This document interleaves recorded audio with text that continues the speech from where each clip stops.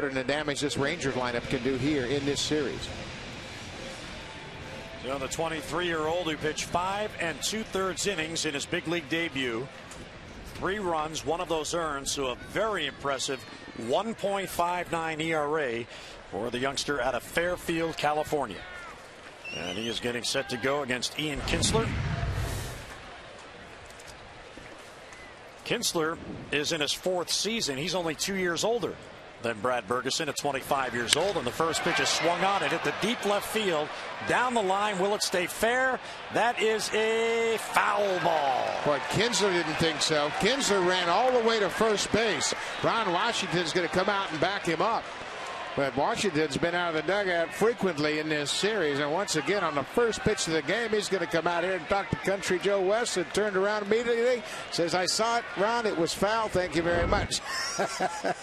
And it is clearly foul by a wide margin. Now, that was an interesting way that Joe West handled that. He didn't move. He stood there, waited for Ron Washington with his arms folded. Ron took a look at his face and said, I better turn around. Yeah, he probably said, did you see it, Joe? He said, Ron, it wasn't even close. 0-1 the count on Kinsler. And he fouls this one off, and it's 0-2. So Kinsler last night, Buck, here's what he did his first 2 at-bats. 3-2 pitch in the first inning off of Mark Hendrickson. That was his first home run. Then in the second inning, again, he goes deep. This time a 2-run home run. And he got him. Oh, a lot of movement on that fastball. So a 3-pitch at bat. 1 almost leaves the ballpark. A foul ball and a swinging strike 3 for Brad Bergeson. Well, they threw him a fastball and 2 sliders to punch him out. And this is a hard charging fastball hitting ball club. So if you can get ahead with the fastball and expand the zone, you can have success. Look at the late break and a weak swing by Ian Kinsler. Haven't seen too many of those swings from him. Here's David Murphy getting a start today, as Josh Hamilton sits it out again, and Murphy takes a strike. Murphy has the dubious honor with that 0 for 22, the most at-bats in the major leagues to begin the season without a base hit. The National League is 0 for 17. He's at 0 for 22. Bergeson was 1-1 in AAA before his call-up. Misses outside.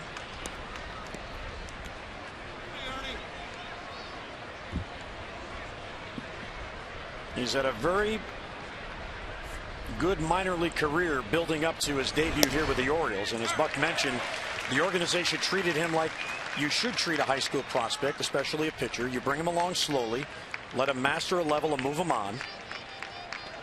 He pitched in 93 games in the minor leagues, 82 of those starts. 2-2 is inside, ball 3. He also had to overcome some adversity when he was on Delmarva in low A ball. He had mononucleosis that season. That hurt him. Here's the 3-2 to Murphy, is fouled back. And then after he got over that and was in high A ball in the Carolina League with Frederick, one day the Keys were taking batting practice. He was walking on the field, got hit in the head with a line drive. So that set him back. So he knows all about coming back from adversity. A lot of poise for a young man. 3-2 is fouled back. The one thing that caught everybody's eye was in spring training and the fact that he pitched 13 innings and walked just 1 batter. And for a team over the last several years that's been plagued by the base on balls, that was a welcome sight. 3-2 pitch is fouled off. You know, one thing I'd like to get your insight on is Bergeson making his second start. Now, in his first start against the White Sox really didn't know much about Brad Bergeson. Not a lot of video on AAA pitchers. Not a lot of scouting reports unless their scout happened to have seen him. There's a ground ball to second. Playable for Roberts. He'll get it to first and 2 men down. But for this start, the Rangers advanced scout obviously saw the game. Now there's video on Brad Bergeson. Now they know what he throws. They have an idea. How much of an adjustment process is going on here? Is it more Bergeson or is it more Texas? More Texas, no question about it. Brad doesn't have to change a thing.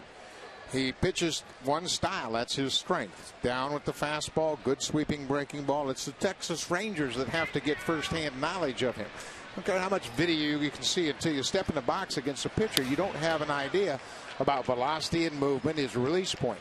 So Brad still has the upper hand, even though there's 1 game of video out there against the White Sox. Michael Young fouls it back. Michael Young drops down to the number 3 spot in the lineup today with Josh Hamilton out. Fouls it back. And it's 0-2. Well, he's throwing strikes. Murphy got to 3-2, but he wasn't able to put the ball in play before that ground out. Kept fouling off some pitches to prolong the at-bat.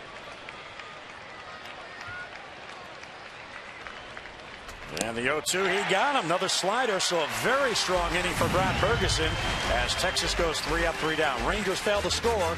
Here come the Birds.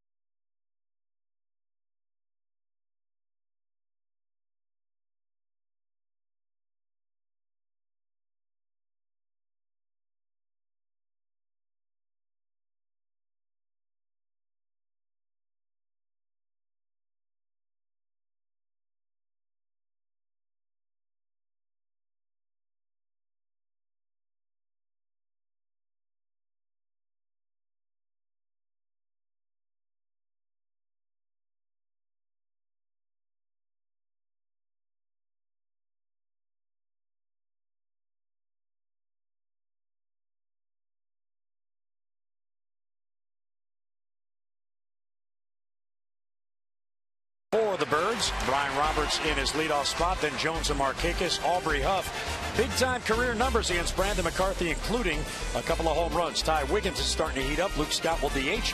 Chad Moeller, Felix P.A., and Cesar Estouras. Now it's time for the PNC scouting report for big right-hander Brandon McCarthy. Fastball, sinker. He's got a great curveball. He'll throw a cutter from time to time, but more curveballs than anything. Big plus curveball. He's tightened it up. He's much more consistent with it, and he's 6'7".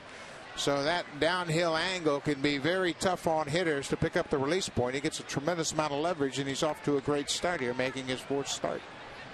25 years old already in his 5th season. Roberts' first ball swinging, and there's a base hit in the right field. Well, last night the theme seemed to be go up there, look for a fastball and a base hit, hopefully on the first swing. A lot of first swings. Today, Brian does get the base hit. Two very good hitting ball clubs as you look at the Rangers defense. Murphy, Bird, and Cruz in the outfield. Josh Hamilton was out of the game last night with an apparent rib injury. On the left side, it's Michael Young and Elvis Andrus. On the right side, Ian Kinsler and Chris Davis. And behind the plate, the switch hitting catcher, Jared Saltalamacchia. 1 through 3 hitters on the Orioles. Look at these ranks. First in the major leagues in those top 3 categories. Adam Jones, first ball swinging. Shallow left towards line. Murphy a long run, and he can't get there. Roberts hustling the third, and he is in, and Jones gets to second. Oh, there's no in your ballpark. Brian Roberts saw where Murphy was, where that ball was going, and he rounded second base and knew that ball would fall in. Outstanding base running, and the Birds have second and third, none down. Well, you run with your head up, and David Murphy was in the gap in left field, and he comes over to the line, and all the while Brian Roberts is watching the positioning of the left fielder and knows he can head into third base. Great base running. And on the throw to third, Adam Jones alertly moves into second. So second and third and nobody down. And the Orioles have a chance to get some early runs for Brad Bergeson. Here is Nick Markakis, who has been the most consistent hitter on the Orioles on the year. Another first ball swing, high fly left field. Back goes Murphy on it. He'll have a play. Roberts tags. The throw's coming towards third. Jones has to hustle. He is out at third base. And Brian Roberts scores. The Orioles get a lead, but Jones out at third base. Well, good communication in the outfield between Murphy and Marlon Byrd. Roberts scores the first run of the ball game on the sac fly, but Murphy was over hollering it Marlon Bird, Holling, and Murphy. Third. Michael Young did a good job of decoying Adam Jones. A late slide and a good throw by David Murphy. So Roberts scores. The Orioles do get a 1-0 lead now, 2 down, and the base is empty. That is RBI number 20 for Nick Markakis. And Aubrey Huff, the first Oriole in the inning not to swing at the first pitch. Well, 2 hits in a run, and the Birds get on top. Oh, good off-speed pitch. Aubrey well out in front, ball and a strike. Yeah, if you're a starting pitcher pitching against either one of these teams, you better have your act together in the first inning because they're coming out swinging. There's a number right back to the mound. Looked like it bounced off the plate. McCarthy will get it to first, and he gets out of it with only the 1 run. So the Orioles get on the board. Roberts scores, and the Birds take a 1-0 lead.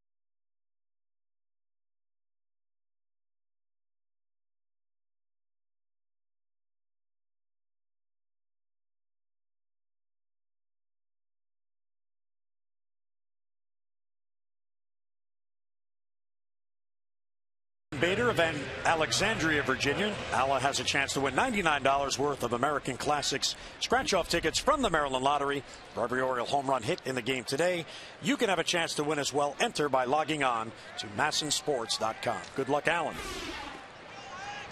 Now 1-0 Orioles and a 2-hit first inning, helping get that run in, and Ferguson goes right at Blaylock, and there's a strike.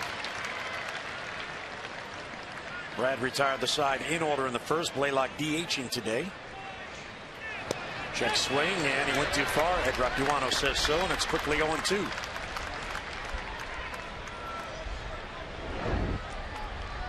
Always looking to hit fastball. You can see how far out in front Blaylock was on that off-speed pitch. There's the slider in the dirt. There's one thing about this Rangers ball club that you can count on. They're not going to walk much. They're going to strike out quite a bit. They're going to leave the ballpark. They can hit home runs.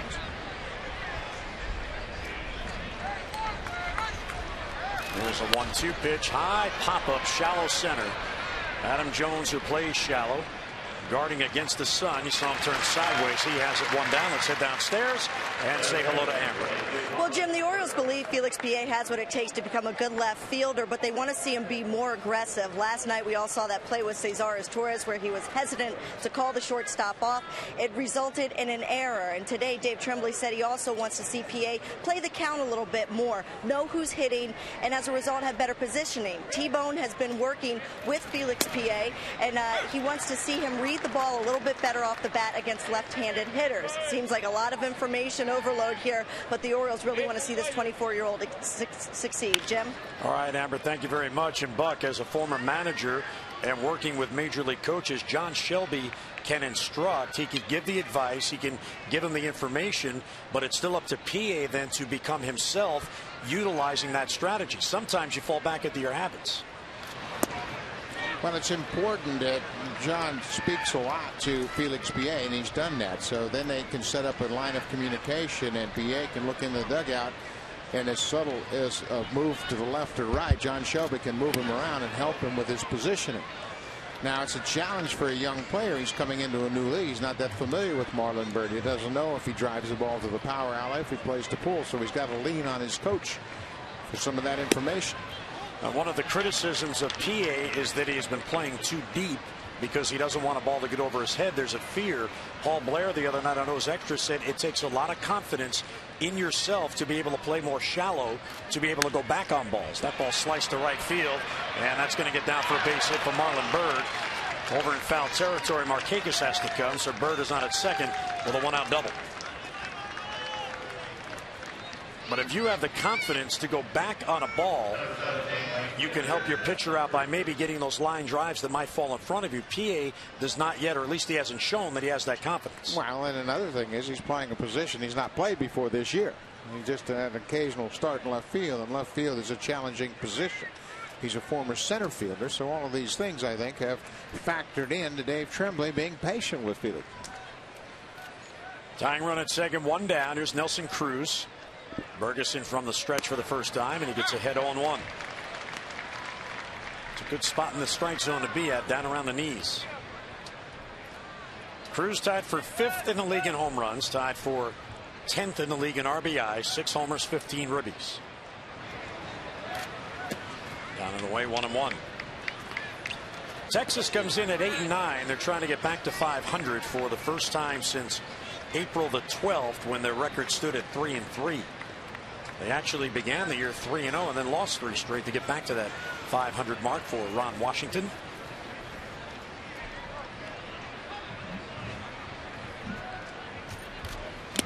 Oh, good pitch, swung through it, 1-2. Bergeson in his minor league career, not really a strikeout pitcher. He averaged just under 6 per game, but as Buck mentioned, the command and the control, he averaged just 1.5 walks for every 9 innings of minor league work he pitched. And he got him. Came back with the same pitch. So Cruz down on strikes. That's number 3 for Bergeson, who appears to have gotten his haircut since his first start. And 2 men down.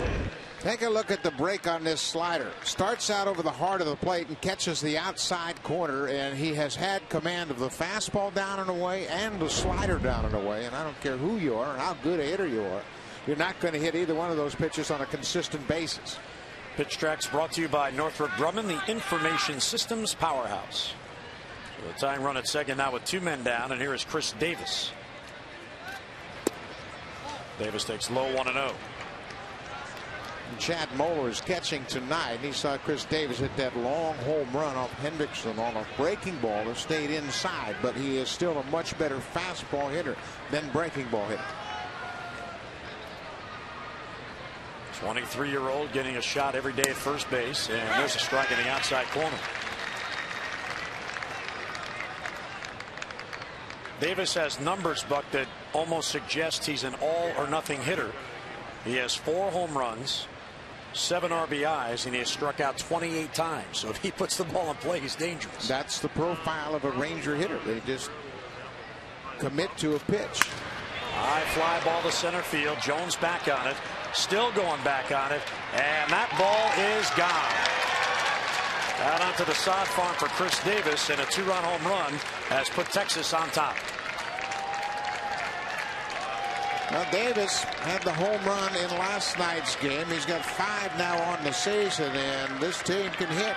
They have shown it time and time again, and this looks like a breaking ball that doesn't break inside, kind of spins and stays down out over the heart of the plate, and he's able to extend those long, powerful arms and drives it deep over the wall in center. He hit the home run off Hendrickson to lead off the 2nd inning in last night's game, and goes deep here again in the 2nd inning. Here's Saltalamacchia. So again, the lower third of this Texas lineup continuing to hurt the Orioles. Saltalamacchia fouls it back, 1-1 the count. On Friday night, the lower third, Davis, Saltalamacchia, and Andrus combined for 4 base hits. Last night, 4 base hits, including a home run by Davis, and now a 2-run home run by Davis. Strike in the inside corner, good pitch, 1-2. That is the first home run allowed in the big leagues by Brad Bergeson.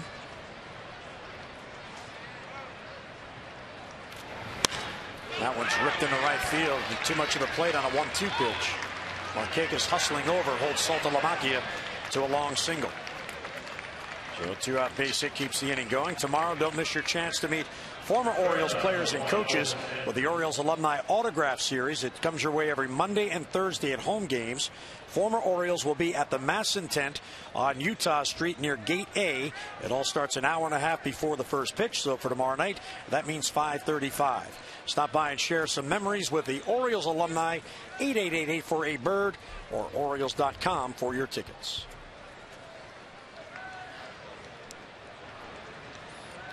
So after a 3-up, 3-down first inning, here is the sixth batter to come up in the second. 20-year-old rookie Elvis Andrus against Bergeson, who swings and misses 0-1. The thing for Bergeson here today is just to keep the game tight. Don't continue to allow these base runners to get on, especially bottom part of the order, to turn the lineup around. And you got to tip your cap to Saltalamacchia. He's had a fine series swinging the bat, but it's imperative that Bergeson strands Saltalamacchia, ends the inning here, and keeps Ian Kinsler from hitting in this inning with runners on base. Saltalamacchia now has 6 hits in the series. There's a line drive to right field. Markakis over it, hangs for him. He has it for the out. So a hard hit ball. Texas gets 2 on the home run by Chris Davis. Bergeson and the Birds down by a run.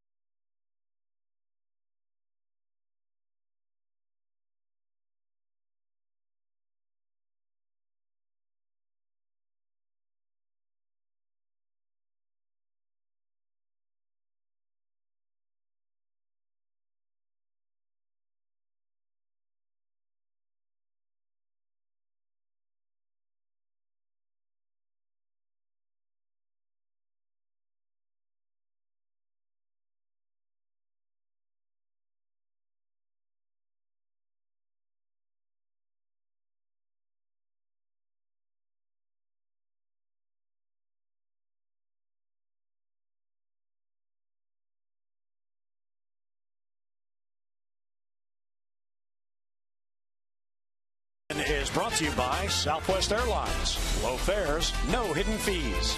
And by PNC. PNC leading the way.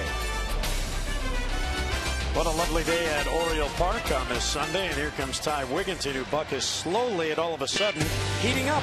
Last night he hit a long home run, his first of the season. That came against Derek Holland. A deep drive to center field on a high fastball. Couple of hits and 4 trips, drove in a run with that solo home run, and it looks like he's starting to get his timing down.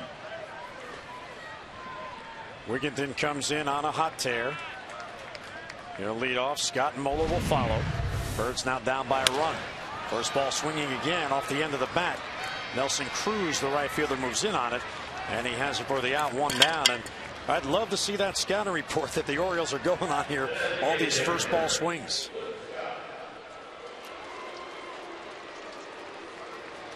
The only hitter in the game that hasn't pitched or swung at the first pitch, rather, is Aubrey Huff.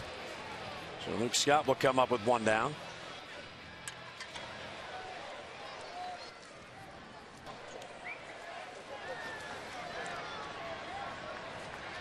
Luke took an 0 for 3 last night to snap his 5-game hitting streak. And it's high 1-0. Let's go back to April 14th, this same matchup. Luke Scott against the Texas Rangers, and he goes deep. opposite field of Eddie Guardado, and Luke Scott starting to swing the bat very well against this Ranger ball club. One of the fascinating things about baseball, how it doesn't seem to matter year to year, but certain players hit well against certain teams, even if the personnel changes over. Yeah. And it's not unusual. The confidence level is high, like hitting in the ballpark. You're comfortable there when you see the uniform. A lot of times it'll be a completely different cast of characters, but you continue to have the same type of success. Luke Scott against Brandon McCarthy, just 1 for 4 with a home run. But he is really, I believe, going to have a bang-up year with all of his information and the fact that this is his 2nd year facing American League pitching on a regular basis. Already off to a quicker start than a year ago. Takes down and in 2-2.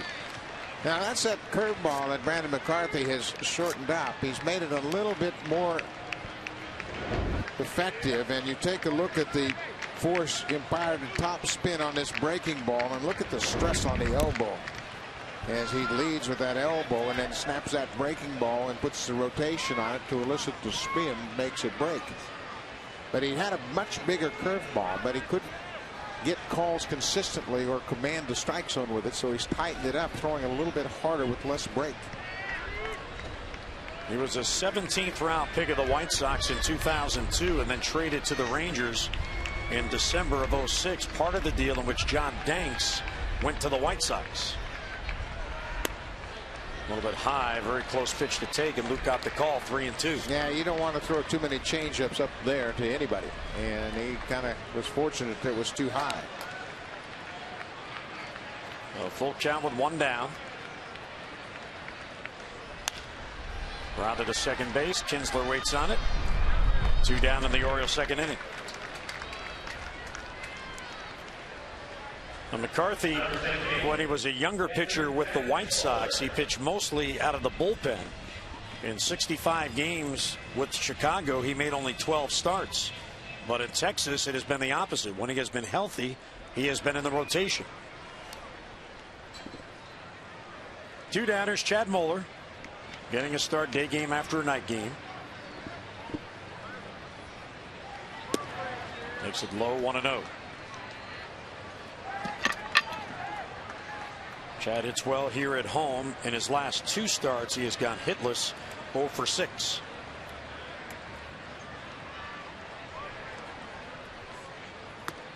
Makes it high, ball 2. So this is the part of the lineup that has been hurting the Orioles when Texas is up. Now we'll see if the Orioles lower third can do something today and make Brandon McCarthy work. Yeah, we have talked about how good the top of these 2 orders are, and it's the guys at the bottom that turn the lineup over that lead to all the runs for Texas. And you just like to see a little more consistency down in the bottom of the order, some more guys getting on base. Obviously, the more you can get Roberts, Jones, Markakis, and Huff to the plate, the more runs you're going to score. 3-0 on Moeller, 2 outs, none on. Take it all the way, and there's a strike. Excuse me, Jim, but McCarthy's had those injuries you mentioned, including a fractured shoulder blade, and he's had tendonitis. He didn't pitch until August last year out of spring training. Fouls it back, 3-2. But you can see his velocity is a little better, 92 miles an hour with the fastball. He has tightened up his breaking ball, and the changeup is a good pitch for him, and he's off to a 2-0 start, pitching with a lot of confidence. He won Tuesday, but in Toronto against what was at that time, and maybe still is, the hottest team in the American League, beating the Blue Jays in their home stadium. 3-2 pitch is low, ball 4, and a very good eye there for Chad Moeller. Looked it over, and he takes a 2-out walk. So number 7 gets on to get number 8 to the plate. Felix P.A. Amber mentioned that the Orioles really want to give him an extended look, and he is really trying to find himself. He's had a very unusual start to his season. He has base hits in only 3 of the games he has played in. But in those games, they're all multi-hit games. So all of the hits that he has all year in 3 separate games. Yeah, and it's difficult for him because he wants to get it going with the bat. He's anxious to do something, and because of that, he'll oftentimes swing before he's really ready and getting a read on the pitcher he's facing. There's a good eye, very patient, ball 2, so 2-0, and We're going to get a first or second inning visit from the pitching coach. Mike Maddox, the first year here with this Texas Ranger Ball Club, and he's getting high praise early on and obviously early in the season, but there's some positive things going on with his pitching staff. And a quick short message to big Brandon McCarthy to get him back in the strike zone, and that's part of the mantra of Maddox. And anybody named Maddox, you know they're going to throw strikes, or at least preach throwing strikes. Mike's done a heck of a job coming through the Brewers. Got the Brewers sorted out there in Milwaukee.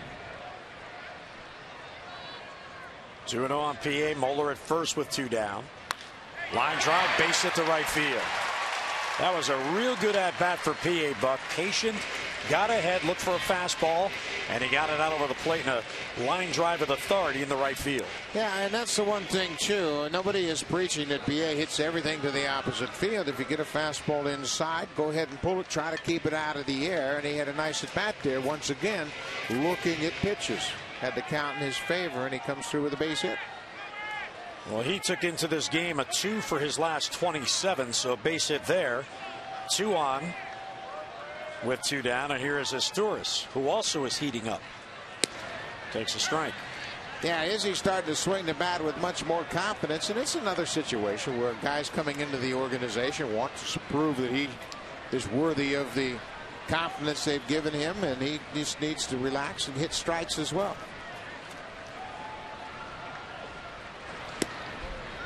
Back in the inside corner. 0-2.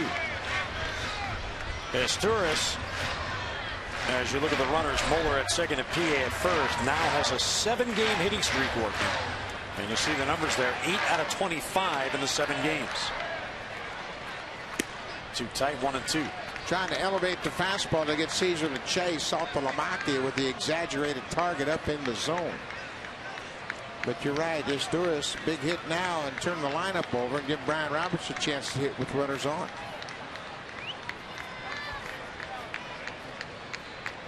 McCarthy taking his time. 1-2, a slap foul out of play. Of course, early in the year, it's easier for your average to either dramatically dip or dramatically rise. But Asturias, during the 7-game hitting streak, has seen his average rise from 152 to 224. Still lower than he would like, but it's going in the right direction. 1-2 the count on him. High pop, shallow left center field. Murphy moves over towards left center.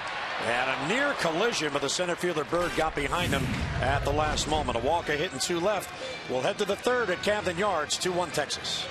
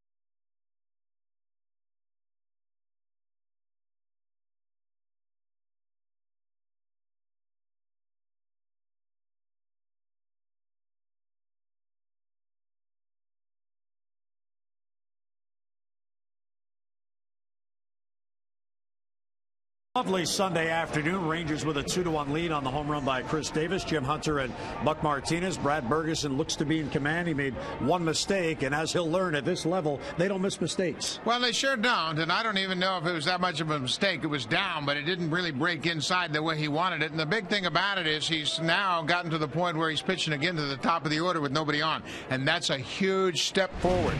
Ian Kinsler has been on fire when he's had hitters hitting. He's hitting over 500 when he has runners on base. So you love to have him leading off innings to start here at the top of this order. I like the way Bergeson is using all of his pitches, going with the slider, trying to get ahead with a breaking ball. He's pitching not to be predictable, which is a good way to pitch. Well, I think he's got the advantage of having two veteran catchers that he's thrown to. His first game he threw to Greg Zahn, and today he's throwing to Chad Moeller, two guys that he can trust, and they're going to make sure they use his pitches and don't fall into any patterns that the Rangers can pick up on. So 1-2 strikes on Kinsler, leading off in the Texas third. There's a ground ball towards second. Roberts to his left. He has it. Ryan gets it to first for the out, and Kinsler retired one away. So a very dangerous hitter retired twice in this game. Kinsler now 0 for 2 with a strikeout and a ground out.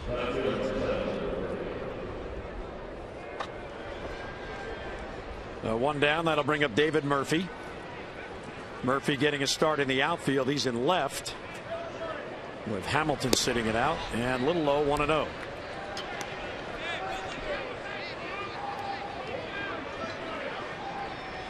Texas got Murphy in a trade with the Red Sox a couple of years ago.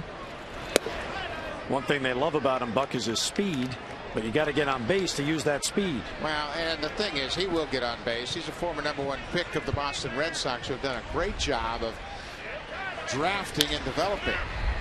And Murphy came over here in a deal along with Kason Gabbard in exchange for Eric Gagne, and that came late in the season. That's Josh Hamilton on the bench today, and he left yesterday's game because of a rib injury, and it's an unusual rib injury, basically under his right pec muscle, left pec muscle. And he said it doesn't hurt to swing, it doesn't hurt to throw, but it hurts to breathe. And he said that's when he really notices it, and he was going to have x-rays today to see whether or not there might be a cracked rib involved here. But hopefully it's nothing more than a muscle strain, and he'll be back in the lineup after he leaves Baltimore, of course. Well, I hope he's breathing over there. The 2-2 pitch outside, ball 3. He looks somewhat relaxed, hanging out on the bench in this nice day. Yeah, I saw him. He had a hot bat on his chest early this morning and trying to figure out what they were going to do, and then he was going to have an x-ray, so hopefully that proved to be negative. And there's a walk to Murphy, so he gets on base with one down. The first walk allowed by Brad Bergeson. Well, the Yankees will be here at Oriole Park May 8th through the 10th. It's the only weekend series this year between the Orioles and the Yanks at Camden Yards. So get your tickets now and help us paint the ballpark orange as the Birds will battle their longtime rivals from the AL East. Tickets start as low as $15. For tickets, 888-848-BIRD or Orioles.com. Michael Young now with a man on. Slider lays off 1-0. Michael Young now in his 9th season with Texas, 32 years old, and you talk about a guy who is all about the organization. He's already at his 3rd different position because of other players the Rangers wanted to utilize. 1-0 is fouled back. Now, Michael Young started out in Blue Jays system, and he played alongside Cesar Astouris, and in A-ball in Dunedin, he and Cesar Astouris flip-flop every night between second and short. He was a shortstop in college at UC Santa Barbara and then moved to second base when the Rangers acquired Alex Rodriguez without hesitation, I might add. 1-1 is grounded slowly to short. Astouris bobbles the ball and everybody's safe. So there's a situation where he knew it was hit slowly. He had to hurry to get 2, and it cost him a chance to get 1. That was a tough situation. This is a double play ball for sure, and Caesar, in his haste to get the ball to Brian Roberts, couldn't find a handle and bobbles it. Had an error in last night's game, a very tough error on a ball that he should have been called off on to pop up into shallow left field that he couldn't make a catch on, and there he gets charged with the error that really extends the inning here. 3rd error on Astouris, 13th on the Orioles, and here is Hank Blaylock.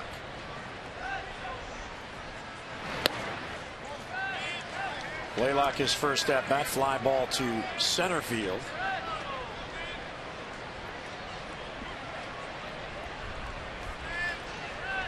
So the Orioles might have been out of the inning, but now it's not only extended, 2 men are on. This is a good trip right here by Chad Moeller.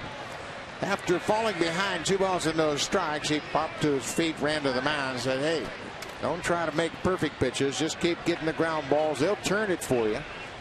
And sometimes the pitcher has to pick up an infielder when they make an error. Make a good pitch right here, get that sinking fastball down and away to Blaylock, give Asturias another chance to turn 2.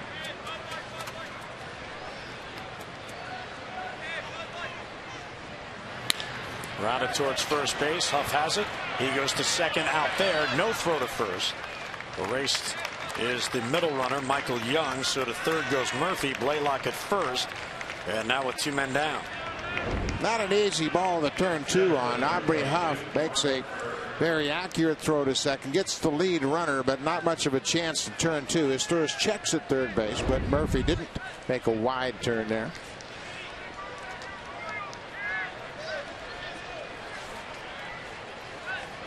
Marlon Byrd will bat. He already has a base hit in this game. You know, we have focused so much on Kinsler and Young and what they have done against the Orioles. Marlon Byrd has worn them out.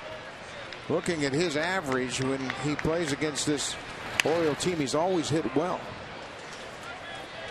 Coming into this series, this game today, he carries a .343 average with 21 RBIs. We have focused a lot on Kinsler, and rightly so. He has 24 RBIs, but in the same number of at-bats, he's doing about the same amount of damage. 0-1 is bounced to third. Wigginton has it, and he'll go to second for the out. And the inning ends, so the Orioles get out of it. A walk and error, 2 men left. Lovely day at Oriole Park.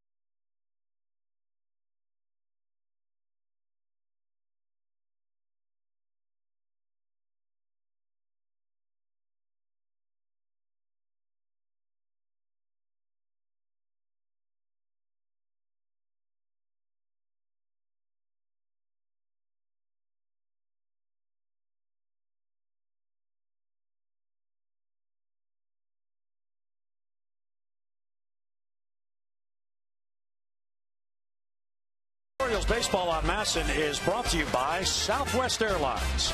Low fares, no hidden fees. Well, a nice day to stroll on Utah Street, as many of the youngsters and Little Leaguers did today. Always enjoy watching the Little League parade, in particular when they get near the Orioles dugout and the Orioles are hanging over the rail doing high fives. And I think Koji Uehara had the most fun of all the Orioles, leaning over the dugout rail today. Giving the high fives to the youngsters. Top of the lineup for the Orioles. Here's Brian Roberts, who got it going in the first with a single. Pulls it deep but foul. You know, you talk about a scouting report in reference to a lot of first pitch swinging by the Orioles, and Terry Crowley always tells them, hey, go up there with the fastball on your mind, and if you get it, turn it loose. And that's been the pattern they've seen from McCarthy. Strike in the outside corner. 1-2. A little bit of movement down and away, and there's not too many guys that are going to swing at that pitch until they have to. There's the king with Aubrey Huff. So there's the pattern. When he gets ahead 0-2, he tries to get him to chase a high fastball. Well, he has done that from time to time, and it's going to vary from hitter to hitter. Down with this one. Not down at all. Got away with it. Roller to the mound. McCarthy has Roberts and one away. Yeah, he's left that changeup up a few times today, and Izturis took it for a ball. That time, Roberts just kind of jammed himself with 2 strikes, and McCarthy gets the little comebacker.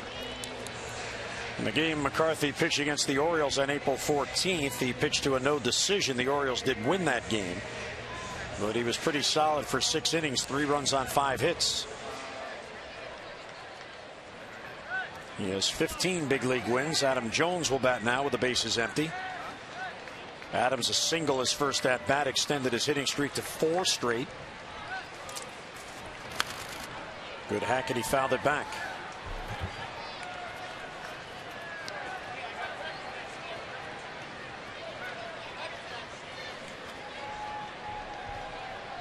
Adam does not have an extra base hit over his last 6 games, taking that into today, and he singled his first at bat. As he sat out a couple of days with the tight hamstring. 1-1 the count on him. Well, he had a big at bat in last night's game in the 9th inning when he ripped a 2-run base hit to right field. Made it interesting for the Orioles as they tried to mount a comeback, scored 3 in the 9th, but fell short. Orioles have lost 2 straight, 3 of 4, and have fallen 2 below 500.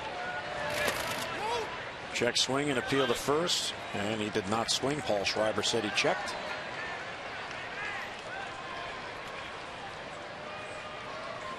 They like this. You want to keep that pitcher out there as long as you can, prolong these innings. It was 88 degrees at first pitch. That's ripped to left field, and that is a base hit into the corner. Adam Jones will round first, and he'll head for 2. So he's 2 for 2. He snaps that extra base hit drought, and the Orioles have a runner in scoring position with 1 down. Well, Adam Jones with his 7th double of the season, and you can see that front foot well anchored as he gets the barrel through the zone, squares up on it, and finishes up with a high extension through the swing and ripped it down into the corner. 1-out double for Jones, and now he sets up Nick Markakis with a chance to tie it up. Nick will bat with Jones at second base. Well, Nick Markakis has been red hot among league leaders in many categories offensively. Picked up another RBI in his first at bat, a sac fly to left field to give him 20 on the season. 18 for 46 during the 12-game hit streak, 383 average, a homer, 12 RBIs, and he's scored 13. And he takes inside 1-0. Adam Jones at second base. Adam is tied for 3rd in the league in runs scored. He'd like to add another here. He's already scored 18 runs on the year. In this, the Orioles' 19th game. Ball 2. It's kind of interesting in watching Markakis in his development, and he's now in his 4th full year. But in the first 3 seasons, very modest Aprils, just trying to find his way. And this year, 18 games, he has hits in 16 of the 18 games. Very consistent, has a better idea. Of course, he's always had a good batting eye. Yeah, he came to the big leagues with a good strike zone awareness, and that was something that we saw right out of the chute. And then he really scuffled in his first year. Got more comfortable as the season wore on, and then just continues to improve with every season. 3-0 the count on him. And he takes a strike, borderline pitch in the outside corner. Terry Crowley always uses 1,500 at bats as a barometer to judge a hitter by, and Nick came into this season with 1,723. So this is what you get. Nick Markakis, a 300 hitter, threatens to hit 25, 30 home runs and drives in 100. Fouls it back to the left. Count goes full. The reason that 1,500 mark is significant is basically it reflects 3 years as an everyday player, getting 500 at bats every year. So you see all the pitchers, you play every day, the league knows you make the appropriate adjustments, and chances are this is what he's going to be, if not better, throughout his whole career. Jones getting a good lead off second base. Andrus trying to keep him close. Ground ball, foul just down the line. That is I better protect the outside corner swing, and he almost hit it down the line just like he did the other night. Well, and that's what allows him to hit 300 is he hits the ball literally from foul line to foul line. With 2 strikes, all you're trying to do is protect the strike zone. Look at the third baseman with Exmo telling you the third base reaction is a little bit after contact. Here's another 3-2, and he got him. Here's that pitch up in the strike zone. Nick picked it up, but he couldn't stop the swing. So after getting ahead 3-0, McCarthy comes back to get him. For a strikeout, 2 men down. Well, Saltalamacchia, the catcher's done a good job of elevating the fastball with 2 strikes. This time he gets Markakis to chase. Early in that at bat, they'd worked Nick downstairs. Saltalamacchia had him thinking, well, he's down, down, down, and that will surprise him with an upstairs fastball. He gets a strikeout. Aubrey Huff with 2 down now. Too tight with a fastball, 1-0.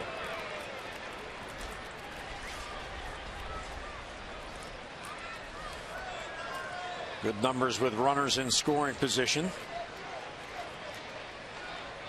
Aubrey is also off to a very good start. I asked Terry Crowley yesterday if he has noticed anything different in Aubrey Huff's approach this year, why he might be off to this better than usual start. And he said, you know what, Jim? He's just a good hitter. And good hitters will hit. He just happens to be hitting now. There's no different routine. There's no difference in his approach. He's just a good hitter. 2-0 the count on him.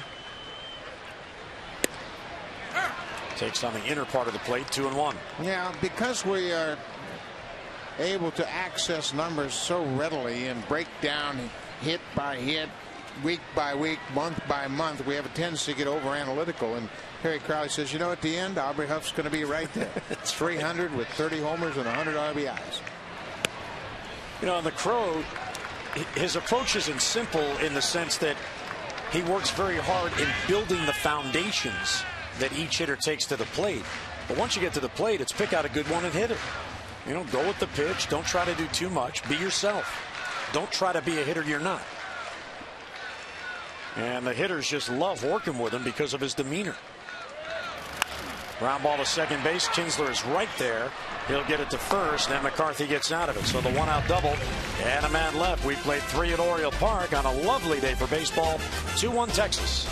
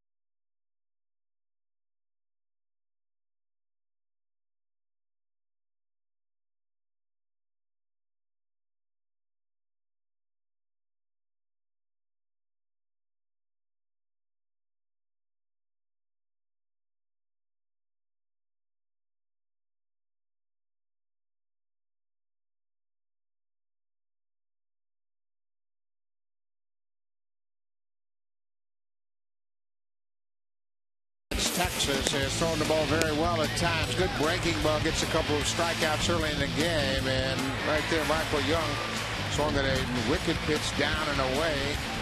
And Brad Bergeson for 3 innings has held the Rangers to 2 earned runs. He's allowed 3 hits. One of those hits a big home run, a 2-run shot in the second inning off the bat of Chris Davis. There's a strike to Nelson Cruz leading off. Cruz, one of the 3 strikeouts for Bergeson on the day.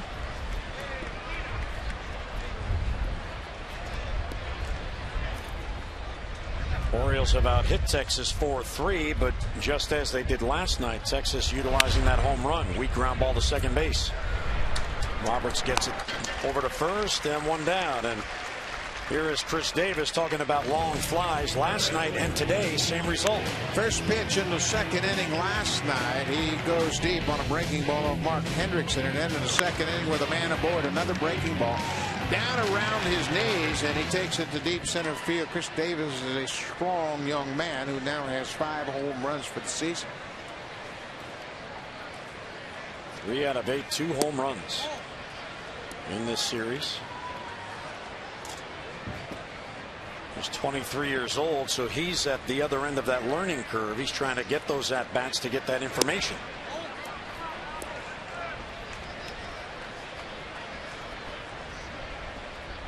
Ferguson falls behind 2-0. Now back 2-1. Ferguson had a 3-up, 3-down inning in the first. 6 batters came up in the second, 5 in the third. He'd like to have an easier inning here in the fourth inning, get back on the bench, get the Oriole hitters back up there.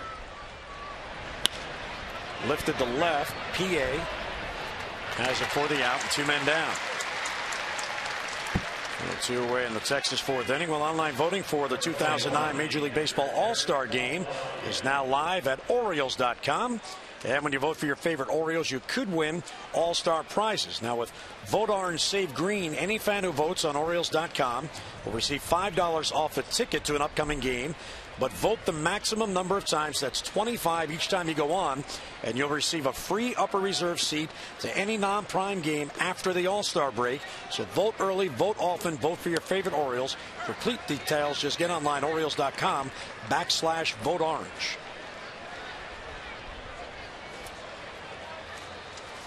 Ferguson gets ahead of Saltalamacchia, 0-1.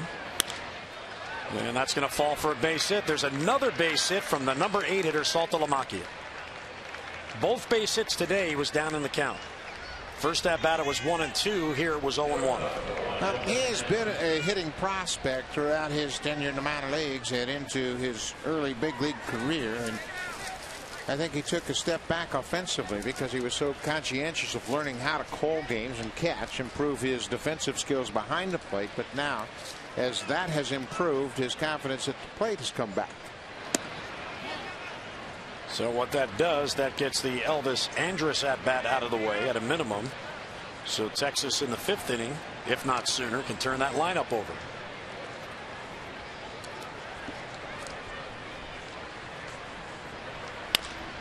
In the National League, this is what the number 8 hitter aspires to do, simply to get the pitcher's at bat out of the way so the pitcher's not leading off the following inning. It's a little different in the American League because they're all hitters, but obviously Andrus is batting 9th for a reason. Yeah, and you certainly would love to have Andrus leading off the next inning, hopeful of getting him out, and then have Ian Kinsler hitting with 1 out. And he is so good with runners on base. And so dangerous, and it's been a familiar theme Dave Tremblay has talked about throughout the course of this homestand, including the White Sox series, because Alexei Ramirez, batting in the 8th spot in the White Sox lineup, had some impactful at bats.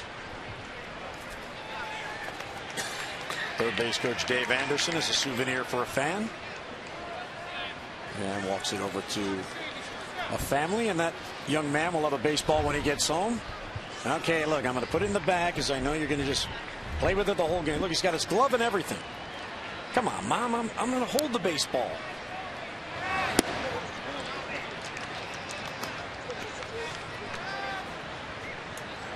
Well, 2-2. He's on his Oriole hat.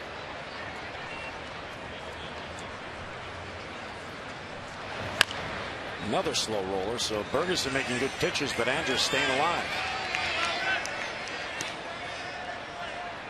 Andrus making the jump from Double-A to the big leagues, just 20 years old. Ferguson 23 facing him. He was a key player picked up in the trade when Mark Teixeira went to the Braves. And there's another base hit. So 7, 8, and 9 now with 4 base hits and 6 at-bats. Take a look at the leaderboard presented by Firestone, a tradition of innovation. And here are the home run leaders. Texas not only leading in the American League, Buck, in the major leagues. Milwaukee with 23 has the most home runs in the National League, and Texas has 36. And you can see what Kinsler has done with base runners on base. 536 compared to 280 when nobody's aboard. Sharply hit to third. Wigginton has it. Goes to second and out at second base. Oh, what a play by Roberts. Not only to lunge and catch that ball, but to keep his foot on the bag. So 2 hits and 2 left. We'll go to the bottom of the 4th. Birds need a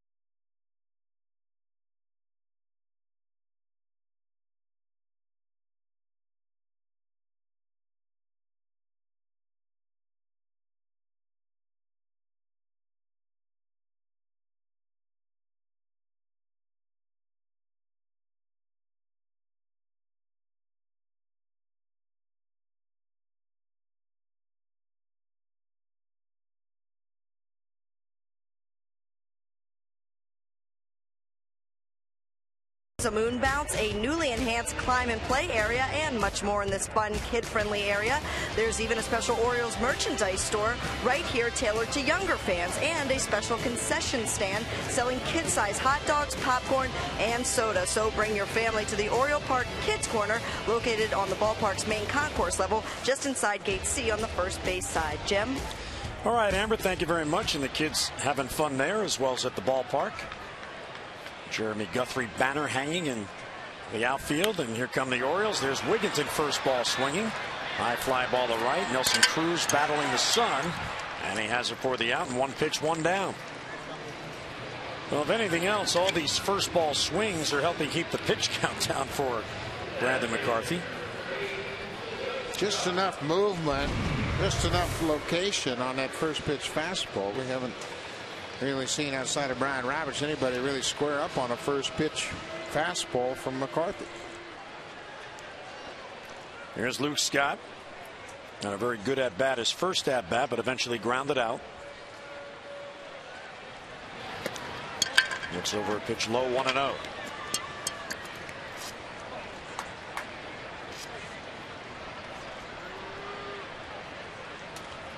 Texas is 12th in the league in team pitching. Their club ERA is 5.95, just behind the Orioles at 5.87.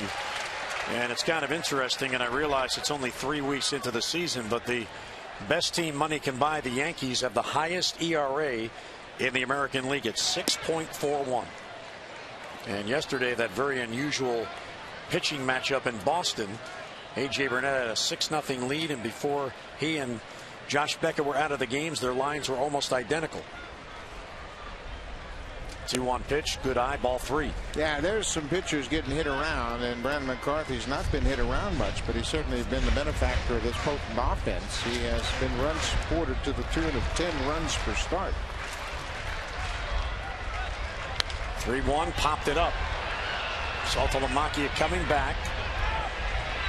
And he lost it. He lost it in the sun. You could see he had it, and then he turned, and he had no idea where it was. Yeah, what he did was he went back to where he thought it was going to be before he ever identified where it was. What you have to do on this pop-up is don't move. Wait till you see it. But you can see he ran over to where he thought it might be and then recognized, uh-oh, I'm in trouble. So stand at home plate, locate it, and then make your move. But he committed to the area, and then that tough sun, boy, it is tough looking straight up into that sun to find a little white baseball. 3-2 is inside and a 1-out walk, so Luke Scott benefits from the pop-up not caught. And he is on at first with 1 down. Fans, check out the 2009 Orioles magazine, on sale now at the ballpark. Just $5. That first edition features Nick Markakis and Brian Roberts and inside information about all your favorite other Orioles, past, present, and future. And yearly subscriptions are available. Just go online, Orioles.com. Here's Chad Moeller. Tying run on at first. Ball 1 outside. Chad worked to walk his first at bat. Like the way Chad goes about his business as the backup catcher. He's very quiet. Tries to work with as many of them as he can. The other night, getting ready for O's Extra Post game, our set is right on top of the bullpen. And I noticed he was in the bullpen warming up pitchers. And backups occasionally will do that. They don't have to. But obviously early on in the year, he's out there just trying to help pitchers learn as many as he can, because you never know in a game where he might have to call a pitch that he wants. Well, and you don't know the pitchers all that well, this being his first year in the organization. And you never know when the guy that's catching might take a foul tip off a finger or something, and all of a sudden you're in the game. So I don't think you can catch them too much in the bullpen. And I'm sure Chad feels the same way, and that's why he's getting the extra work in. Check Juan Samuel for any signs. Scott doesn't go. That ball's hit high to left field. Murphy has a play on it. He has it for the out and 2 men down. Well, McCarthy has given up some fly balls, but they've all stayed in the ballpark. As the 4th fly ball out to the outfield. But PA will bat now. Felix very good at bat his first at bat. He got the count to 2-0. They got a fastball, and he pulled a single in the right field. Now it's going to be interesting to see against McCarthy in his second at bat if he has the same patience.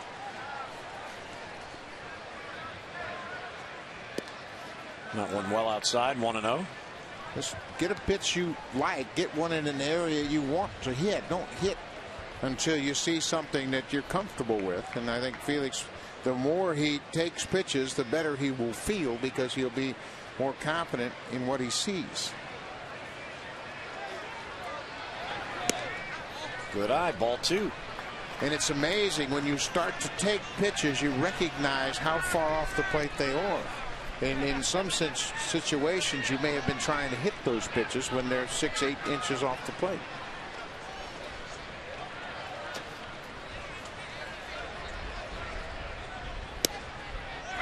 Over at the knees, 2-1.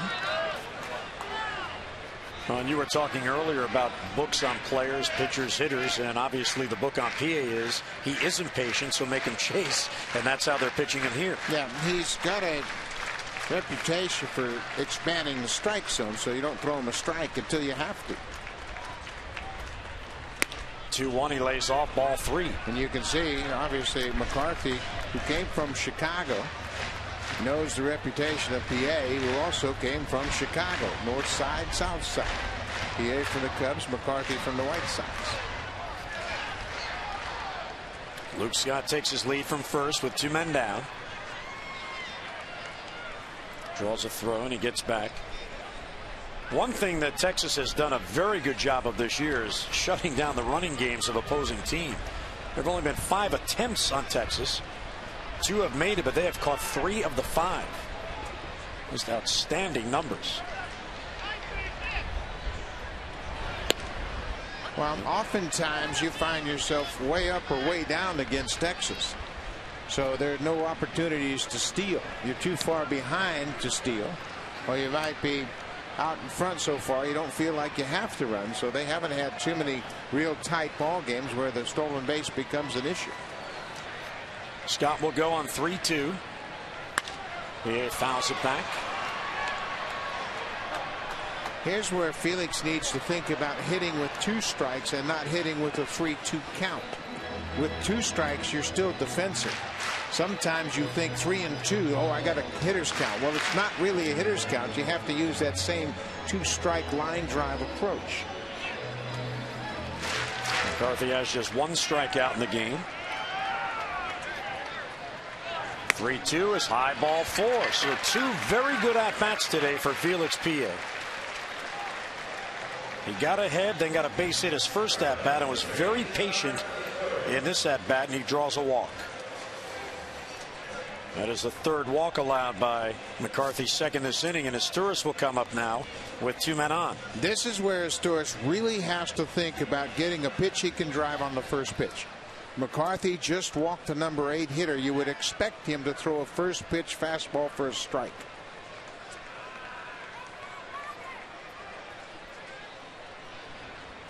And he was doing exactly that. He fouls it back. Just a little bit up and caused Caesar to foul it straight back to the seats. They tried to get Asturias to chase in his first at bat, and he ultimately flied out to right field on a pop-up. 0-1 is taken for a strike. Cesar Asturias, just 29 years old, and this is already his 9th season in the big leagues.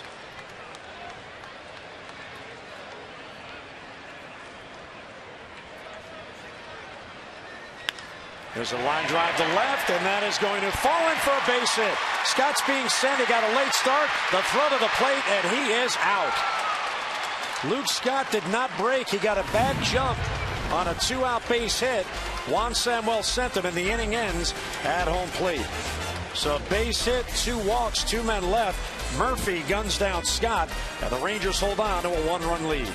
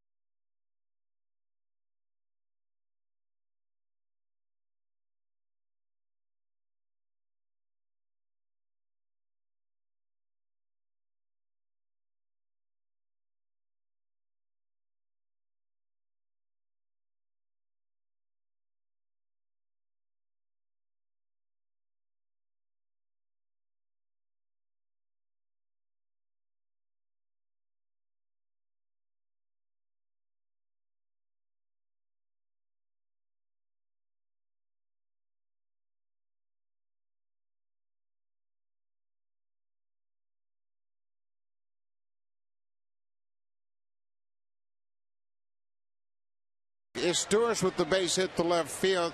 Murphy gets the ball in good shape and throws a strike to Jared Saltalamacchia, who tags out Luke Scott in the attempt to tie up the game. Murphy's made 2 outstanding throws today. He threw out Adam Jones at third base, trying to advance on the sacrifice fly. And he leads off here in the 5th against Brad Bergeson. 1-1 the count. I thought Luke got a bad jump, but he really didn't. It was the turnaround third, I think, that cost him. It looked like he was very deliberate with his feet on the bag. This one's hit towards the gap in left center field, and that is a home run. It carries over the wall. So the first base hit of the year for David Murphy to snap an 0 for 23 is a home run into the Orioles bullpen. So yet again, Texas Rangers baseball, they're just going to try to out home run derby it. What a big hit for Daniel Murphy as he gets his first hit. That ball worked to the inside part of the plate. He stays behind it and drives it into the bullpen. That ball really carried. As you can see, it's deep into the bullpen, and everybody on the bench very happy for Murphy. And here is Michael Young. He hits one towards the gap. That's down for a base hit. And that one gets to the wall. Jones will play it back in. Home run now, a double for Texas in the 5th. Well, you talk about offensive sparks. How about defensive sparks? Because Murphy threw out the runner at the plate as the Orioles were trying to tie it up with 2 outs. They gun down that run, sends the momentum into the Texas Rangers' favor. Murphy goes deep with a home run, and Young hits a double. So now Rick Kranitz, the pitching coach, is going to come out here and try to slow things down if he can, and at the same time the Orioles bullpen will begin to work. But we just overlook defense so often, and Daniel Murphy's made 2 fine throws here today, and the second one right before he led off the top of the 5th inning with his first hit. Danny Baez now getting loose for the Orioles. So Bergeson will go to work with a runner at second. Still no one down. And a run already in. Hank Blaylock at the plate. Takes it low, 1-0. So last night Texas won 6-5, and 5 of the 6 runs came in on 4 home run swings. Today it's a 3-1 lead, all 3 runs coming in on 2 home run swings. Well, they manufacture runs, but they do it with the home run. It's nice and tidy that way. Hard hit ball, that is foul. Now the Orioles in this series do have 2 home runs, but they're both solos, and they came in different games. Take another look at Bergeson. Boy, that's a good delivery, well out over that front foot. You can see the arm angle as he comes down, and the extended fingers reflect the fact that was a changeup. 2-1 is low, ball 3.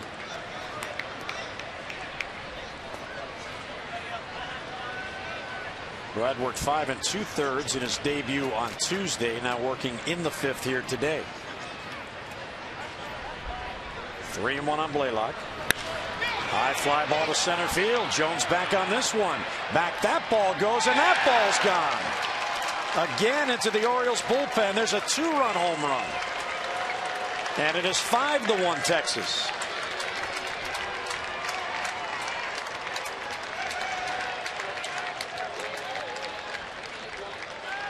Home run number 5 for Hank Blaylock. And all 3 of the home runs today have come by left-handed hitters, and that wasn't a bad pitch. That was a moving fastball away from Blaylock, and it's his 2nd home run in this series. He had one in the opener that he hit to right field. That came against Koji Uehara in the series opener on Friday.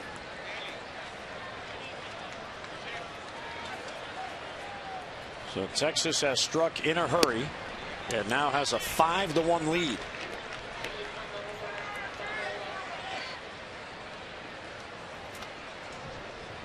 Marlon Byrd 1 out of 2 with a double and a run scored. Bounce towards third. Wigginton to his left, reaches for it, has to hurry, and safe. Huff's foot came off the bag. And that'll be an infield hit for Marlon Byrd. Well, Ty Wigginton ranged so far to his left when he extended the glove, it threw his balance off, and you can see how he tries to regroup, but pulls it wide of the mark at first base. Aubrey Huff had to catch the ball, and when he does that, it pulls his foot off the bag. But you can see how Wigginton tries to right himself, but never could get that back leg behind him. So 4 straight hits to begin the Texas 5th. Byrd is on. He's 2 out of 3. Here's Nelson Cruz.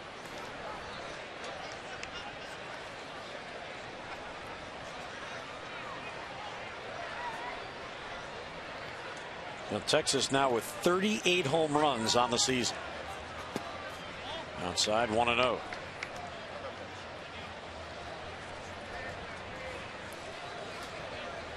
Cruz has 6 home runs on the year. Bergeson today has allowed 3. Sharply hit. Diving stop by Wigginton. Long throw across. Not in time, but he prevented it from getting down the line. So back-to-back infield hits to third base. Wigginton goes to his left, then to his right. And that's going to do it for Brad Bergeson. Boy, fine range as that slide takes him into foul territory. Nelson Cruz has good speed, and by the time Wigginton steps up, throws the ball across the diamond, much too late to get Cruz. So Bergeson's second major league start will last 4 innings plus 5 batters. Baez coming on. He inherits 2 on and none out.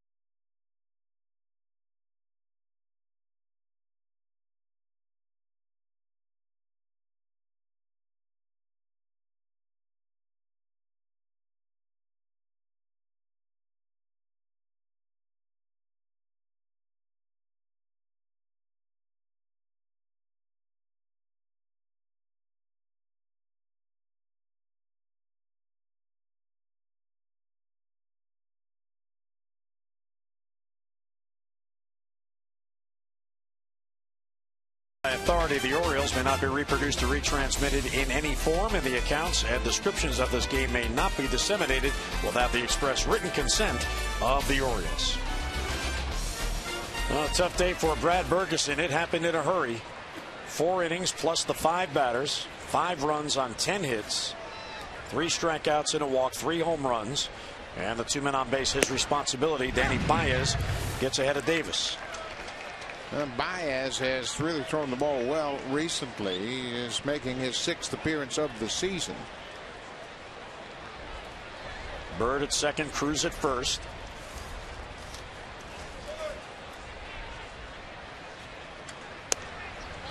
And that's low. 1-1 the count. Well, as we saw in last night's game, the bullpen now has got to try to keep the Rangers in check. Brian Bass with a phenomenal job out of the bullpen. 3 2/3 of 2-hit relief kept the Rangers scoreless. And Baez spins and looks the runner back to second base. Because of Bass's effort, the Orioles were able to mount a comeback in the 9th inning that fell 1 run short. Similar situation now for Baez.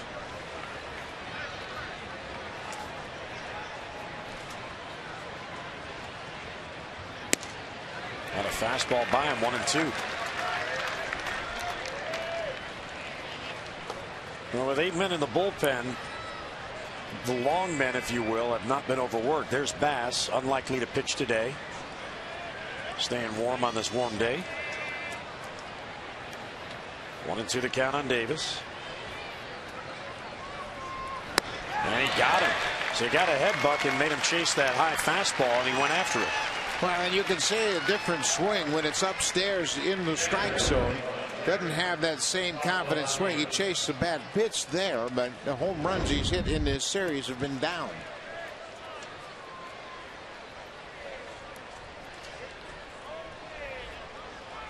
Well, there are the runners now, first and second with 1 down. And here is Saltalamacchia, who has been on fire in this series from the number 8 hole.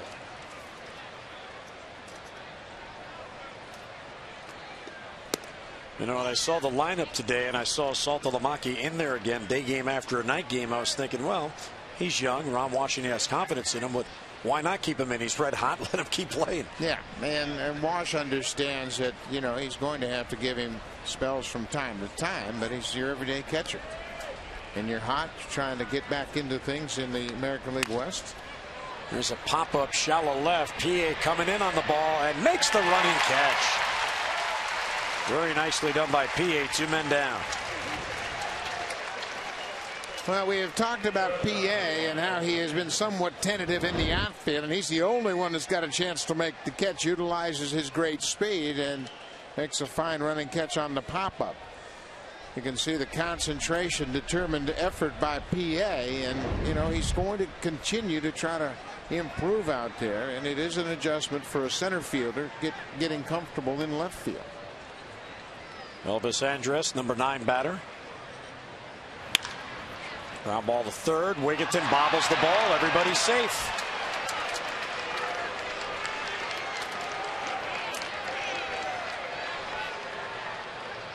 Now that'll be an error on Ty Wigginton, who looked as if he was trying to get to third before he had it in his glove. You can see how he's trying to round the ball and get the ball in his glove and then run to the bag at third ahead of Marlon Byrd. But in his haste, the ball went off the end of his glove, and now he got that guy at the plate again with runners on. Kinsler. Byrd at third, Cruz at second, Andrus at first. Strike one to Ian Kinsler, who is already batting for a 4th time in this game here in the top of the 5th. Yeah, when that happens, a manager will sit in the dugout and check his lineups. Is he up again? This guy always comes up with guys on base. He is 0 for 3 today. Bounce towards shortstop. Asturias will get it to first in time, and Baez gets out of the jam. But Texas, 2 more home runs, puts 3 on the board, and a 5-1 Rangers lead.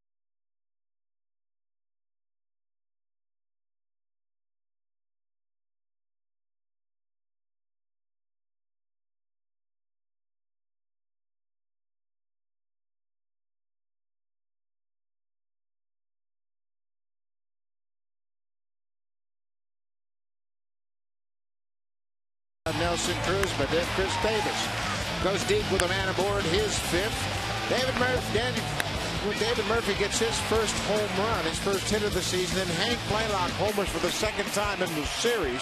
Going into the Orioles bullpen, Ferguson started out quickly, but the Rangers adjusted and tagged him for a free spot into 5th. Home runs by Murphy, Davis, and Blaylock. Markakis, the only RBI with a sac fly way back in the 1st. 9 home runs hit in the 3 games in this series by Texas. Ryan Roberts leads off his 3rd at bat. Takes strike 1. Looks it over low, a ball and a strike. Ryan with a base hit his 1st at bat, working on another hitting streak, now up to 3 straight games. In the dirt, plays off, ball 2. The Orioles as a team have hit just 16 home runs for the season. which kind of puts it in perspective when you see Texas has hit 9 in the 3 games in this series. A little bit of a different approach. There's a high fly. That ball's going to go. Brian Roberts has hit it out, and the Orioles are chipping back in. Brian Roberts' second home run in this series, and it's a 5-2 game. Well, Brian's been right on Brandon Murphy all day long, and he singled in his first at bat back in the first game around to score. Scores the second run of the day as he jumps on that fastball up out over the plate, 89 miles an hour, and he hits it onto the flag cord. Looks like it bounced out onto Utah Street. So Brian, it's his second home run. He's 2 out of 3. 9th multi-hit game on the season for Brian. And it comes leading off here in the 5th inning. So the Orioles down by 3. And Adam Jones swings and misses. Violent cut by Adam, who has 2 base hits. Very good series, 5 out of 12.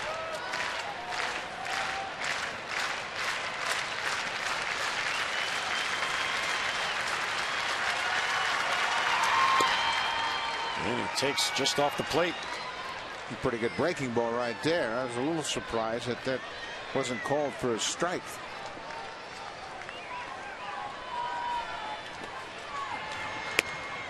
Oh, good eye. That was a close pitch. Adam has 2 hits today. He has 8 multi-hit games.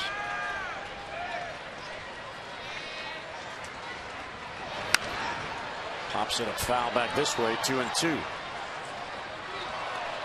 See, McCarthy got a little better velocity than we have seen in the past. He is building up arm strength, up 91, 92 miles an hour. Certainly enough velocity when you factor in the focus on the breaking ball the Oriole hitters have to attend to.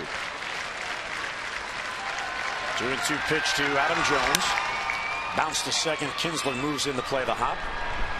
1 down in the Oriole 5th inning. First time today Adam Jones has been retired.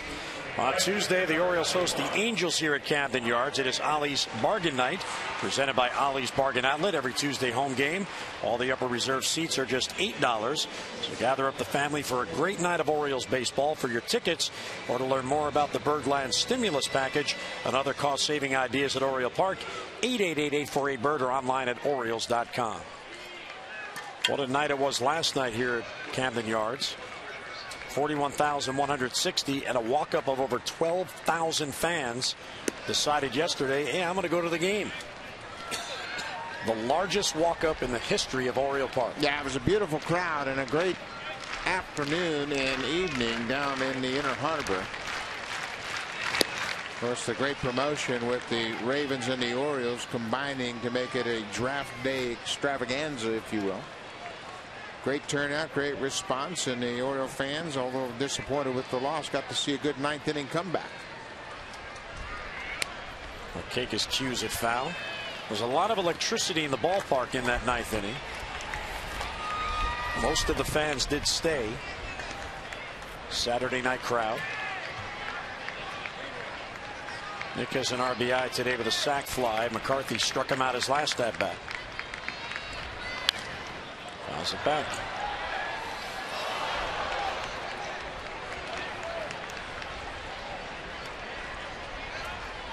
Nick's hit streak at 12 games coming into this game, tied for the longest hit streak of the season.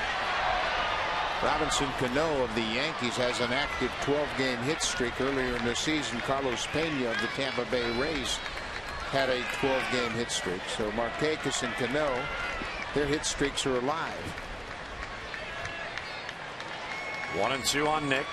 1 out, none on. That ball's pulled to right field, and there is number 13 in a row for Nick Markakis. Down in the count, he rips it in the right field for a 1-out single. Well, you talk about what a great hitter Markakis is. This last swing will give you an indication why. They had worked him up, they had worked him away, but this time they try to go upstairs again. This is where he struck out, and the last time it's upstairs, but he keeps his hands inside the ball and rips it into right field. Tremendous ability to adjust. Aubrey Huff with the man on. And there's a base hit in the right field for Aubrey Huff.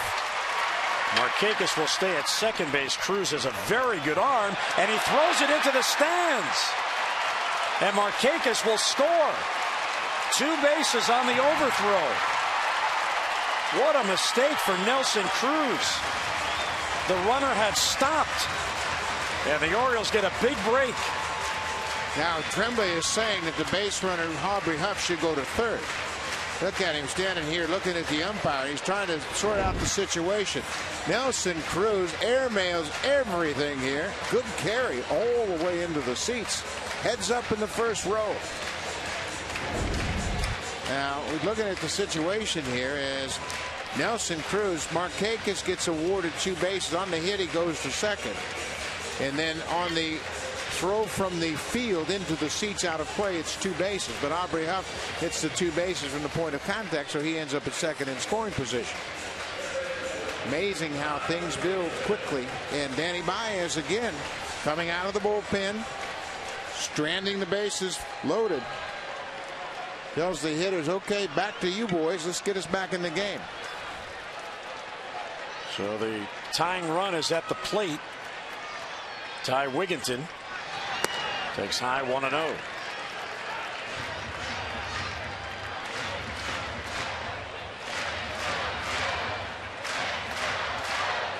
Wigginton's bat is coming on. He is 0 for 2 today.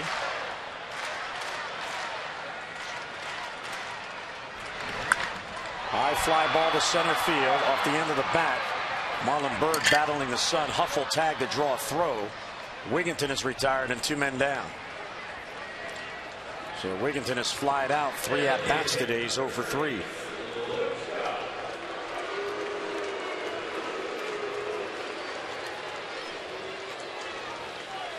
So that error huge because Markakis had stopped at second base, so would not have been able to score even on that fly ball. He has 2 assists and now 2 errors from right field. Here's Luke Scott. Huff out at second base with 2 men down. And that's high 1-0. That's that high changeup again, and Scott has seen it earlier in the game upstairs. If it's a little bit lower, he's got a chance to put a charge in it. See the fans looking in from the picnic area in center field. High fly ball, left center field. Back it goes. It is off the wall and in play. Aubrey Huff will score. Scott to second base, and it's a 1-run game. Luke Scott delivers a big 2-out base hit. Oh, what a big hit for Luke Scott and the Orioles. Staying on the ball, going the opposite way. His 5th double of the season. Chases home Aubrey Huff. Great stroke, great balance for a moment.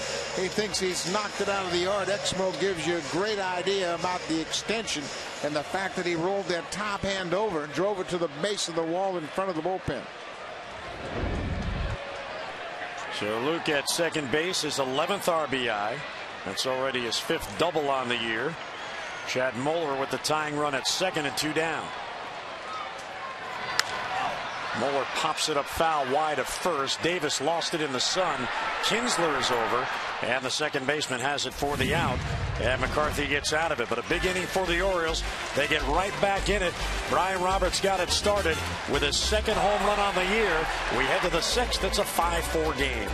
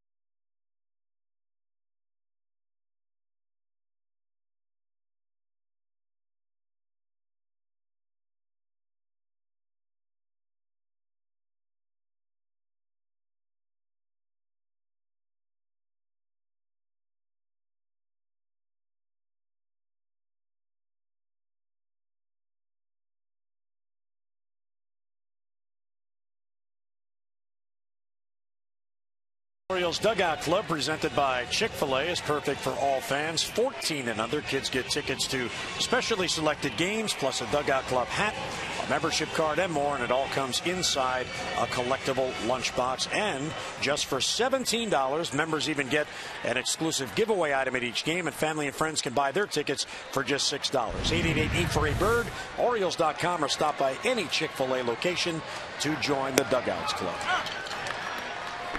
There was a Dugout Club night here the other night, and the fans had a blast. It's good to get the youngsters at the ballpark. They bring all their energy. Here's David Murphy against Baez. Bounce towards short right there as Cesar Astores plays the hop, one down. And Danny Baez doing a very good job. He has faced 5 batters. He's retired 4, and the only one who reached, Andrus, reached on the error by Wigginton. Boy, and he really picked up Ty Wigginton and Cesar Astores when he was able to strand the bases loaded. Players are appreciative of a pitcher really bailing them out. A good breaking ball there to get ahead of Michael Young. And Danny Baez was pitching as a starter in spring training, so he stretched out a little bit. Baez knocks it down. He has time, has to hurry. Throws to first, and what a play by Aubrey Huff on the back end. That bounced and handcuffed him, and he was able to hold on for the out. 2 men down. Huffy had him all the way. No problem at all. The Gold Glover. This is the comebacker. PFP, lots of practice on this. You can see Baez loses it for a moment, scuffles, rushes the throw, handcuffs Huff, who comes out of it. Will make the play on the short hop. Yeah, he's telling the umpire, you know, Paul, I had that one easy. I work on that one all the time, and it's really not a problem for me.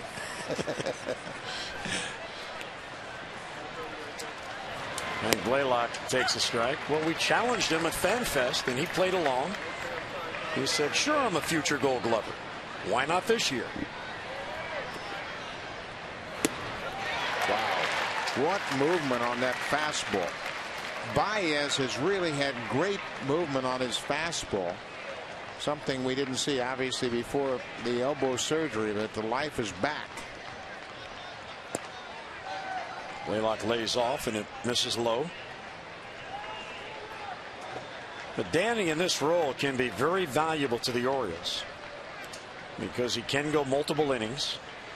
And he got him. A 3-up, 3-down inning for Danny Baez. Picks up his second strikeout. So the Orioles get right back to the plate. They got 3 last at bat. Come up down by a run.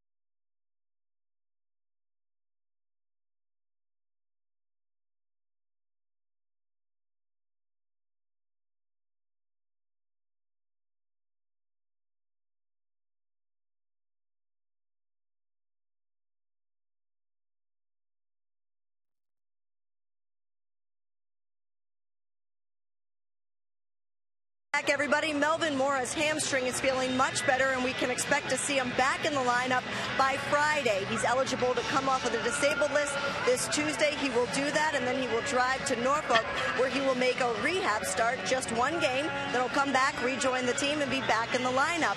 And Jim, we've seen Ty Wigginton really come along at the plate as he's filled in for Melvin, so that just gives the Orioles a little bit more depth when Melvin comes back, Jim.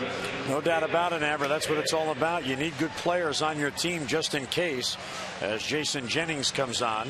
So McCarthy goes 5 innings for Texas, leaves with a lead, which is now 1 run. And we'll see now this battle of the bullpens as each bullpen pressed into the game early. PA, Asturias, and Roberts will come up.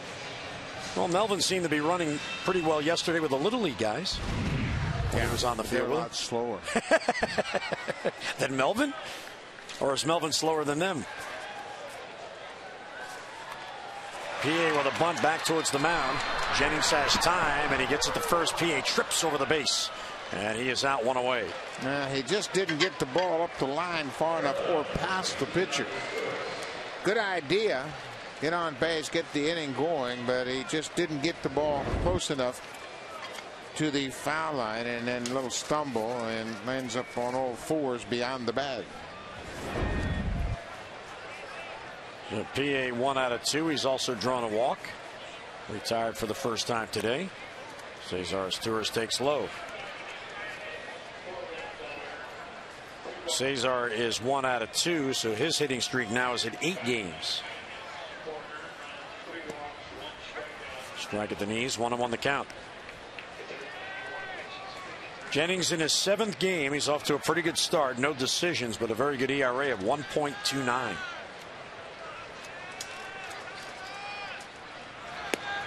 You can see the wicked movement on his fastball. Jennings, throughout the majority of his career, was in Colorado and was a starter. And he appreciates the value of keeping the ball down and using that good moving fastball. Check swing and appeal to third. He went too far. Joe West said so. Yeah, that was a cut fastball just on the inside part of the plate. Asturias going after it, and take a look how far he goes. But you can see the cut fastball, those fingers imparting that football type of spiral spin on it, and that's what makes the ball cut and come in on the left-handed hitters. 2-2 on Asturias. Inside ball 3, and did it hit him? Yes, it did. It came too far inside. It got a piece of Asturias. So he is on with 1 down.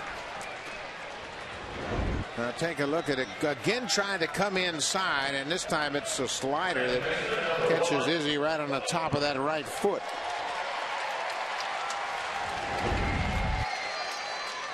So the tying run is on with 1 down, and again the Orioles turn over the lineup. Here's Brian Roberts. Roberts hit his first home run of the season on Friday night, and today has hit his 2nd. Let's go back to the 5th inning. Big swing on a fastball up in the zone off of Brandon McCarthy, his 2nd hit of the afternoon. Bounces out onto Utah Street, and that was the start of a 3-run 5th inning. Good take.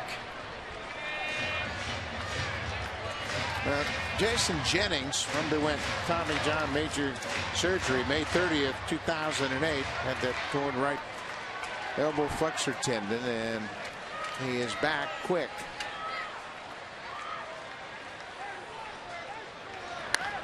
Roberts bounces it foul. He had signed originally as a free agent October 2007.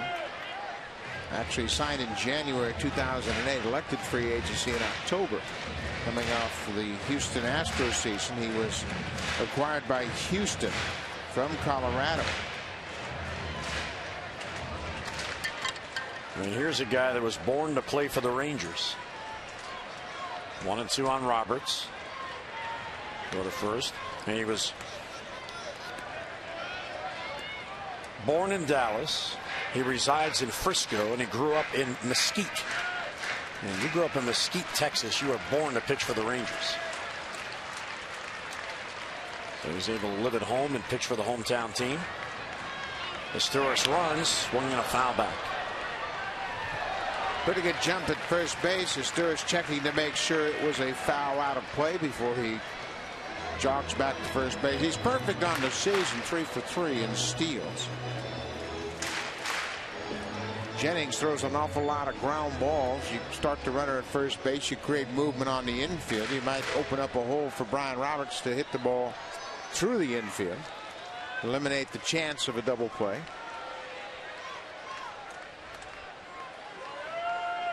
Down holding 1-2.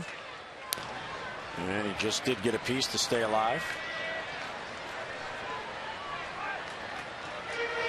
So Brian has 27 base hits. Nick Markakis has 27 base hits. Well, Brian, the number 1 hitter, Markakis, the number 3 hitter, are tied for the team lead. Aaron Hill leads the American League at the start of play today with 32. A successful return to the roster for Hill, who was out much of last year with that concussion.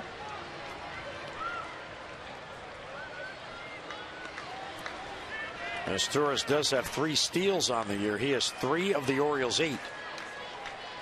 Roberts also has 3. But you got to get on first, as Torres is on with 1 down. Cesar runs, and it's bounced towards the hole. Base hit left field. Perfectly executed. As Torres, a big turn around second base, he holds. Well, he holds. He thought about it. He looked right at David Murphy in left field. Murphy's already thrown out 2 base runners today. So his Torres had the play right in front of him. Great example. Watch the third baseman, Michael Young. His contact is made. Ball is away from Brian Roberts, a little off balance, but he gets enough of the barrel on the bat.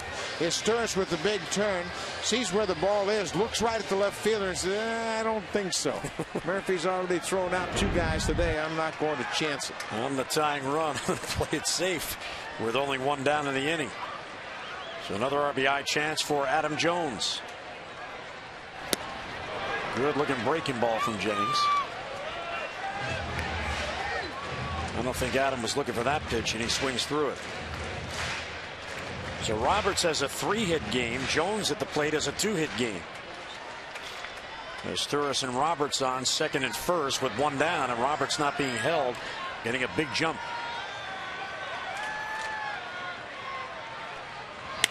High fly ball, left center field. Murphy back on it. It carries. It is gone. That's a home run. A 3-run shot for Adam Jones, and the Orioles have the lead. It carried just far enough for Jones.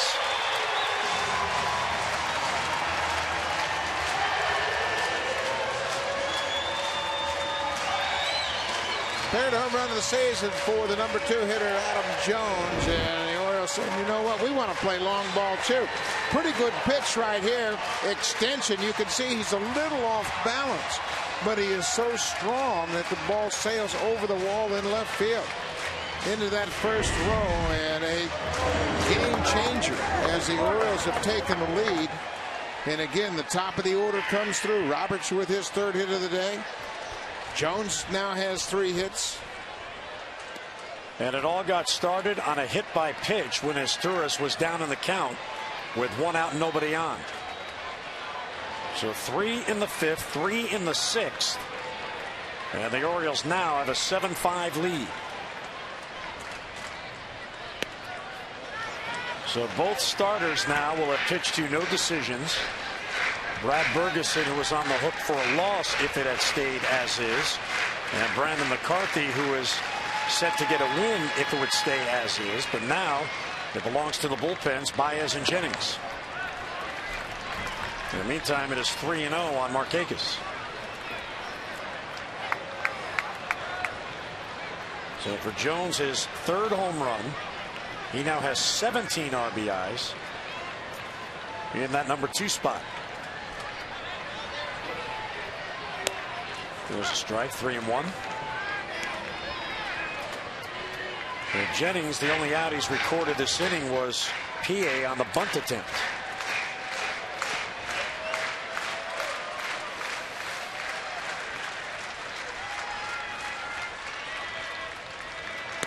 And there's a ball outside, so Markakis with a very good at-bat. He draws a walk. 4th walk issued in this game by Texas, first by Jennings. And here's Mike Maddox out for a visit with Jason Jennings.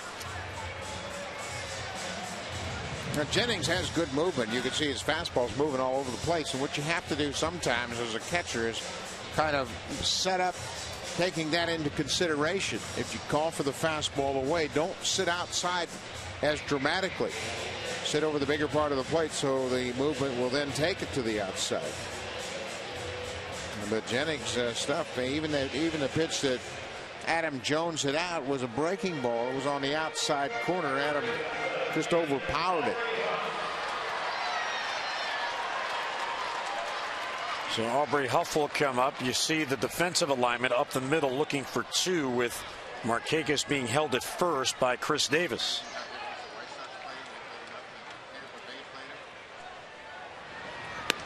Outside, 1-0 on Aubrey Huff. It's really interesting to watch the league play Aubrey Huff. Early in the season, Joe Madden had the Rays playing everybody on the right side of the diamond. This is pretty traditional right here, straight away looking for the double play. Even the White Sox were more dramatic in their shift to the pull side.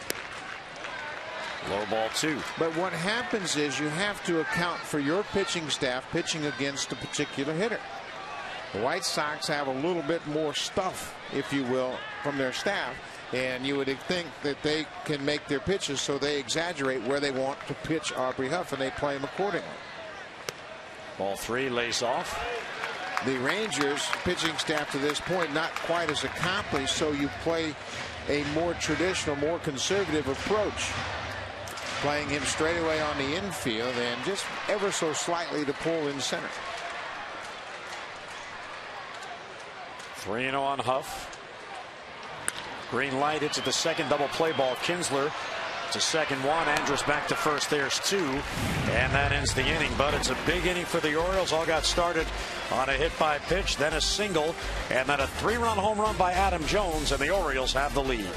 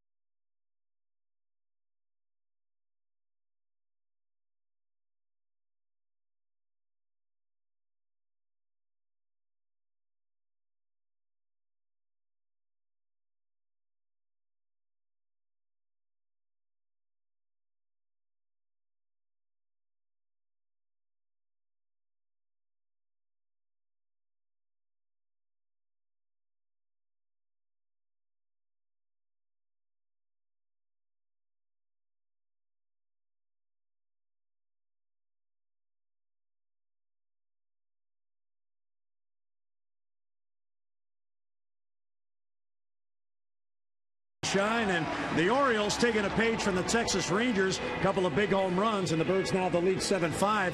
It's a lot of fun when you get the lead. I think it's even more fun when you come back. Well, it's interesting, too, how once the Orioles get to the top of the order with runners on base, they seem to score runs in bunches, and Adam Jones with his 3-run home run. But again, Danny Baez coming out of the bullpen and stranding 3 Rangers, that turned the momentum in the Orioles' favor. Yesterday it was Brian Bass coming out with 3 2/3 of exceptional work out of the bullpen, and now Baez is on to kind of recapture what Bass did yesterday. Great movement on his fastball. I think the arm strength has really returned for Baez.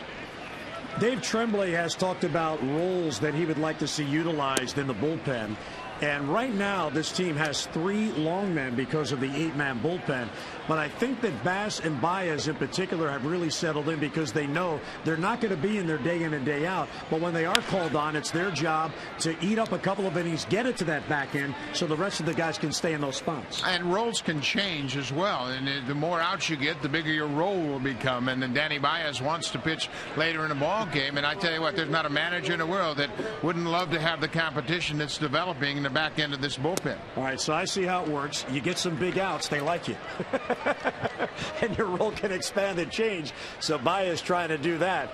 And he is 2-2 on the leadoff hitter batting here. Marlon Byrd for Texas.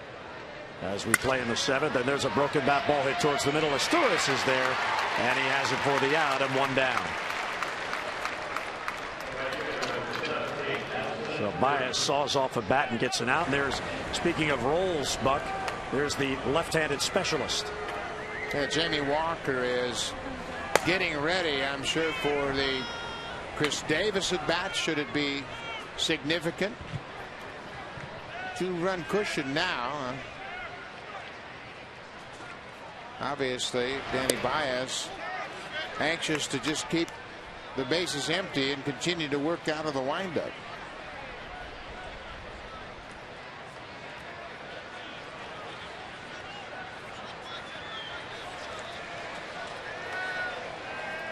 Danny Baez facing Cruz for the first time. This is his 9th batter since coming on. Asturias has to wait on the hop. Fire off the bag, out! Aubrey Huff kept his foot on the base. Gary Pettis, the first base coach, disagrees. But how about that footwork by Aubrey Huff? Well, again, the throw pulls Aubrey Huff off the bag, and he's able to maintain contact. Give a look at the throw pulled to the outfield side of first base. Huff with a great reach and contact. He maintained contact as his momentum eventually pulled him off the bag, but he stayed on there long enough to pick up the out. Now Chris Davis now against Baez. Down and in, 1-0.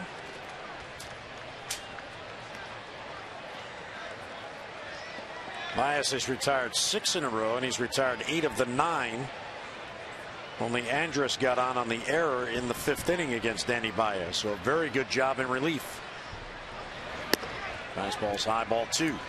Now this is a different situation with nobody on facing Chris Davis, so Baez gets to stay in and face him.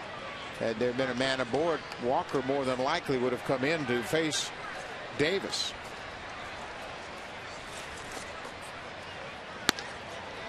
Well high, ball 3. You see Chad Moeller saying, Danny, not too hard now. You've had great movement without trying to throw it through the wall.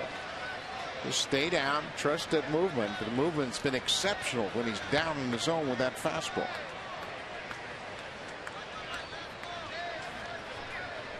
Well, Davis well ahead in the count, 3-0. There's a strike, 3-1.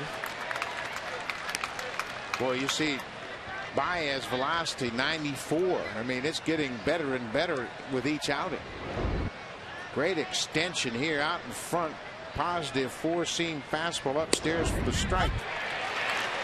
Now that was a borderline pitch, but what a spot. But inside corner down at the knees. Davis gave up on it, and Baez got the call. 3-2. And he got him. So from 3-0, he comes back to strike him out. Strikeout number 3 for Baez, who has 3 scoreless innings in relief. Davis goes down on the fastball.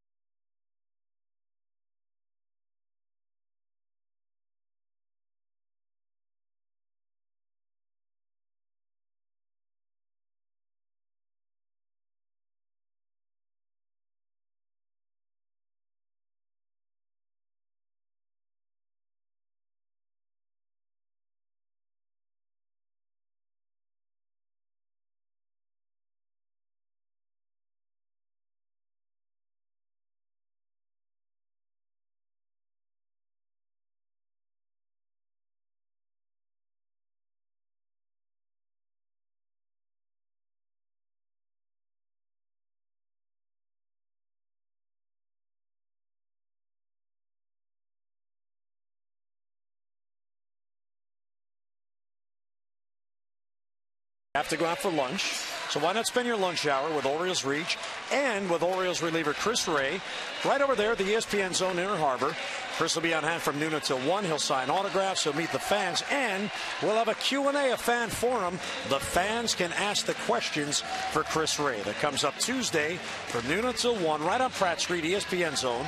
For more details, just get online at OriolesReach.com. And looking forward to that. That is our first player Q&A at ESPN Zone this season. I believe we'll have 6 of those again this year, and that's number 1. Big day at the ballpark. A lot of families out enjoying beautiful weather. Great day on the Inner Harbor, and the hometown has the lead here. Nothing wrong with that.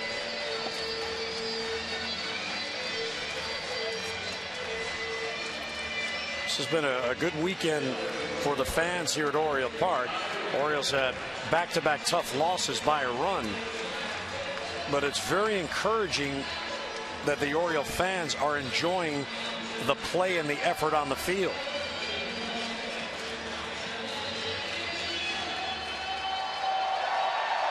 And they love, thank God I'm a country boy, and Oriole Bird making friends as always. Baseball binky. So Jason Jennings now will go to work for a second inning. It'll be Wigginton, Scott, and Moeller. Orioles 3 in the 5th, 3 in the 6th.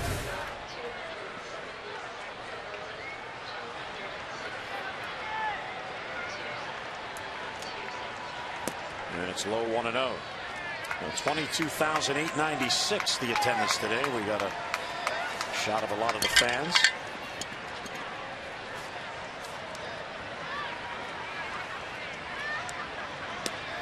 Laid off that breaking ball. 1-1 the count. Buck Messon, Jason Jennings, a former starting pitcher, now on this team working in relief.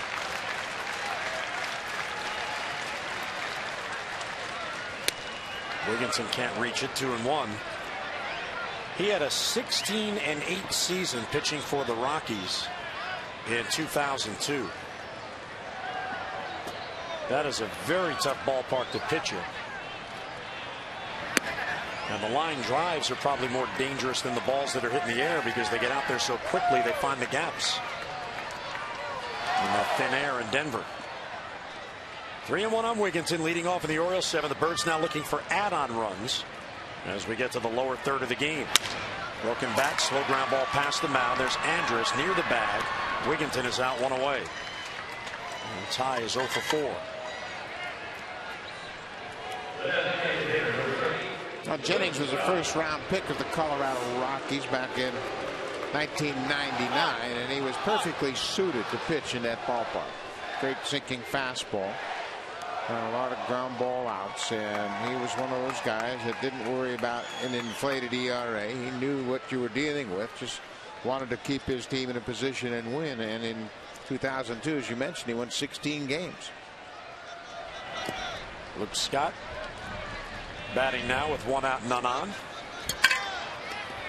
Luke contributed in the 5th inning rally with an RBI double.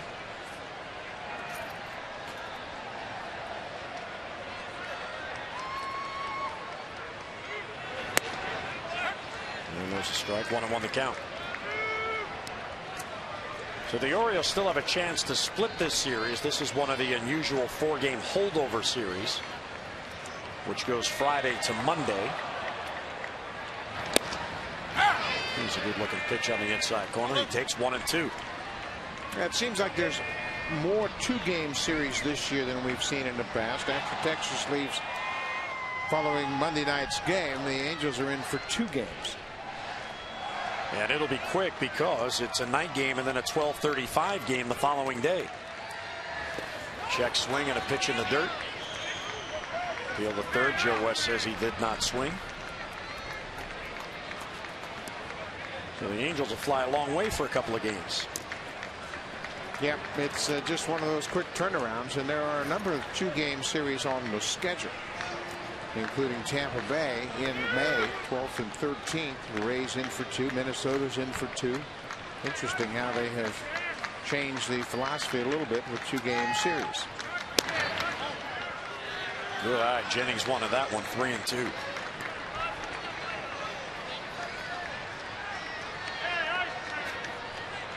Orioles have 11 hits. Texas has 10, and the Birds have a 7-5 lead.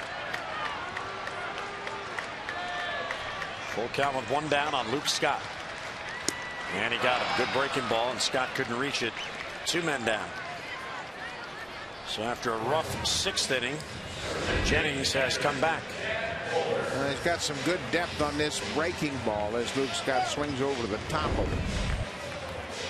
And Jennings gave up that 3-run home run to Adam Jones on what looked like a cut fastball, a slider, some breaking pitch to the outside part of the plate. Adam hit it into the first row of seats in left field for a 3-run home run. Chad Muller fouls it back, 0-1.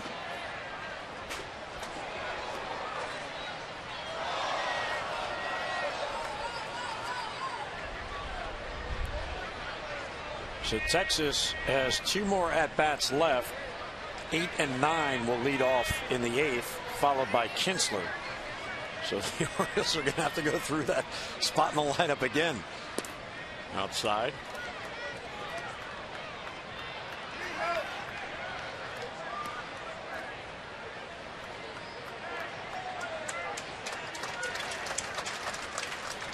Muller has flied out, popped up foul, and walked. And there's a base hit for Chad up the middle. So a 2-out base hit for Chad Muller. That is his 5th base hit on the season. There's Jim Johnson in the Orioles bullpen.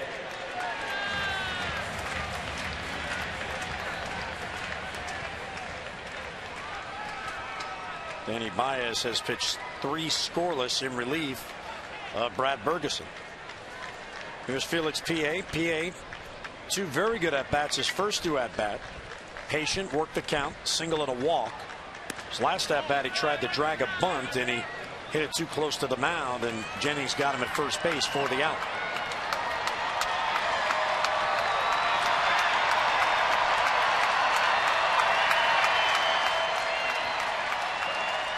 Muller leading from first, being held there by Chris Davis. High fly ball to center field. Back on it is Bird. He has a play. And Marlin has it for the out, and the inning ends. So base hit and a man left. We're heading to the later innings. Top of the 8th coming up, and the Birds by 2.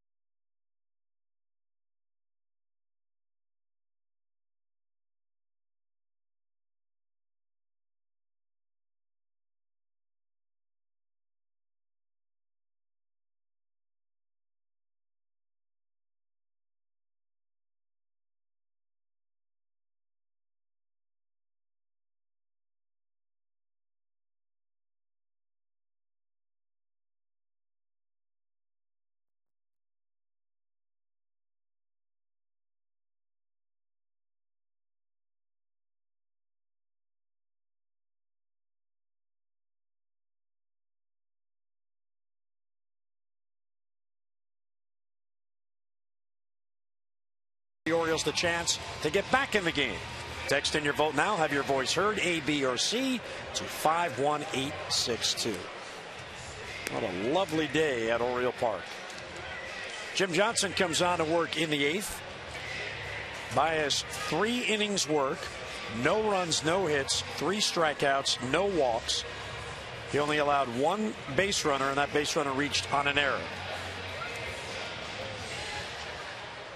So Jim Johnson, who is the 8th inning man, and the roles that Dave Tremblay announced.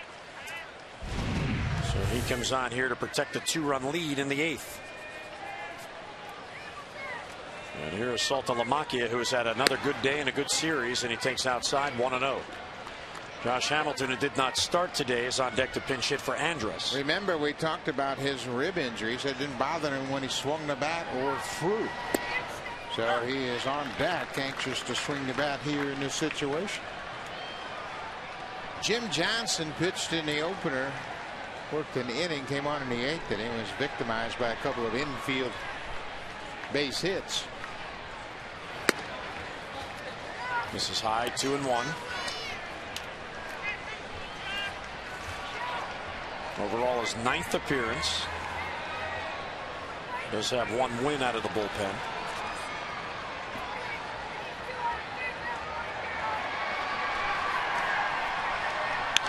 Now back 2-2 as Saltalamacchia goes after a fastball. I think as we watch Jared Saltalamacchia and try to get a feel for what kind of hitter he is, it seems as though he's very good when he can extend his arms, whether it's a breaking ball or a fastball. Likes the ball out over the plate from either side. A little bit of a choke up on the handle with 2 strikes. He said that's something that he has thought about this year, consciously trying to make adjustments and battle with 2 strikes. High ball 3.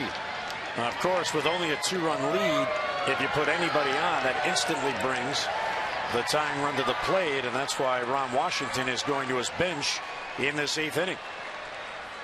He's got a home run threat on deck to pinch hit for the shortstop.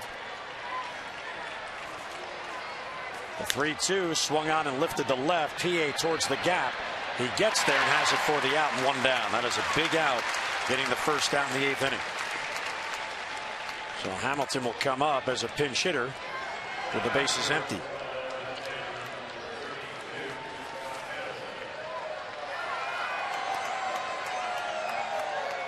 This is the 2nd pinch hitting appearance for Hamilton on the year. He does have an RBI as a pinch hitter.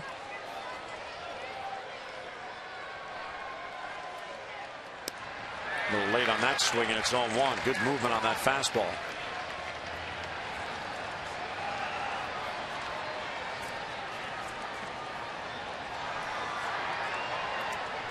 Led the league in RBIs a year ago. Swings on it and misses. 0-2. Well, that's a good curveball there. It's something that Johnson has been conscious about, is tightening up the break on the curveball and trying to have it come out of his hand on the same plane as his fastball. Beat him with a fastball. Last year, Jim Johnson felt like the hitters were picking up on his breaking ball because it came up at the release point. So now he's trying to keep his hand on top of it and disguise it, make it look like a fastball, and get the break right at the end. Harder, tighter breaking ball. That one a little low, and he lays off. Hamilton had his comeback year with Cincinnati in 2007 following all of his off-field problems. He has his life back now on the right track and has his baseball career going. Strike 3 called. He got the breaking ball on the inside corner. So Jim Johnson gets a strikeout and 2 away in the 8th inning. Boy, what a good pitch. This ball breaks right on the inside corner. It's hard. Hamilton can't offer at it. And you talk about a perfect pitch with 2 strikes. That was it. And what it also does is it brings Kinsler up with the bases empty. Kinsler has yet to reach today. Foul ball down the left field line, and it's 0-1. And he broke his bat. Well, and this is exactly how you want to face Ian Kinsler in this situation with nobody on. You've got a 2-run cushion in the 8th inning, and he has worn out pitching when he gets runners on base. But not the same hitter. And there you see, starting the game, 5:36 with runners on. And he popped them up. Moeller behind the plate. Waiting, has it. Jim Johnson, a 3-up, 3-down 8th inning. He's perfect. And the Orioles will come up in the bottom of the 8th with a 7-5 lead.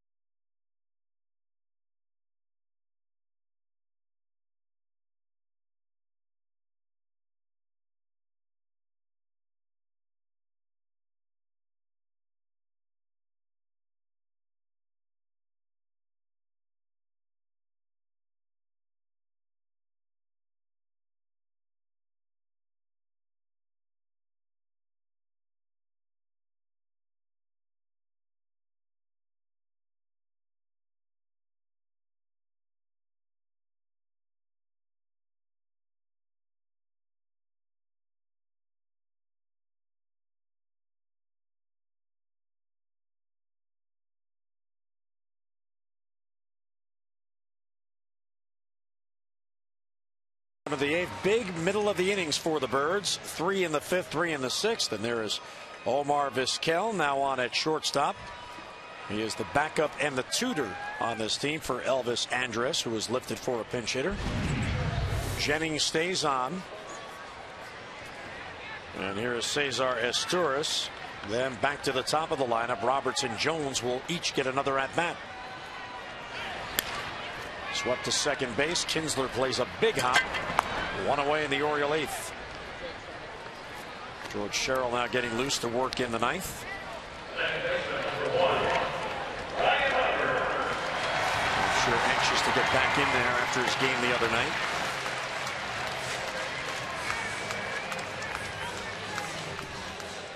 Brian Roberts had a big game. 2 singles. He scored each time he got on base on the singles. He also has a home run, his 2nd on the year.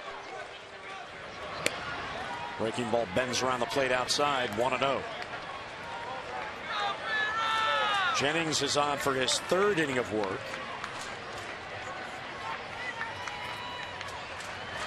There's a strike. Brian taken all the way.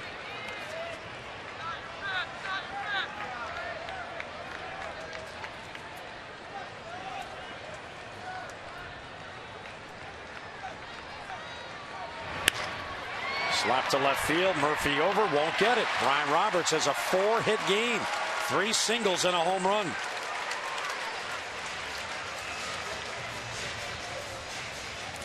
Top of the order has been on fire. They are now 7 for 9, and Adam Jones has had a 3-hit game, including the 3-run, the home run. A defining moment for the Orioles as that gave them the 7-5 lead. 3 for 4. Roberts is 4 for 5. Top of the order, doing a number on the Rangers pitching today. So Brian Roberts ties his career high with another 4-hit game.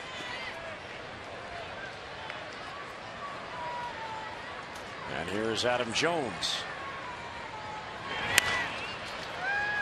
He held back on that breaking ball, Buck, but he couldn't get good wood on it. 0-1. You saw him trying to time it.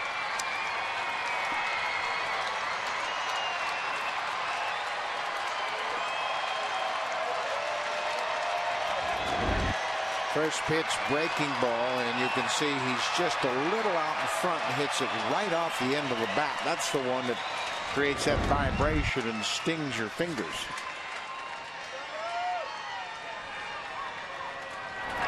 Is there a triple to be found in this ballpark for Adam Jones, who has a single, a double, and a home run? The hardest hit of the 4 to get for the cycle. the triple.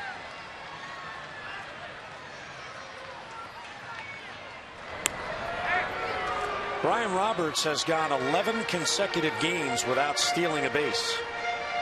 He is sitting on 3 steals on the year. Jennings is suspicious here that he may go in motion and try to get into scoring position for an insurance run, so he's keeping him close. Pitch out, not going. Yeah, Ron Washington thought something was up as well. He flashed a pitch out sign. Rob's always a threat to run, but they haven't run much recently because Roberts has 8 doubles. The club scored a ton of runs, and it hasn't been an important aspect in their game, especially with the way that Jones, Markakis, and Huff are hitting. Roberts goes, pitches inside, throw to second base. He is out. Quick tag by Kinsler. Boy, Saltalamacchia has improved dramatically behind the plate.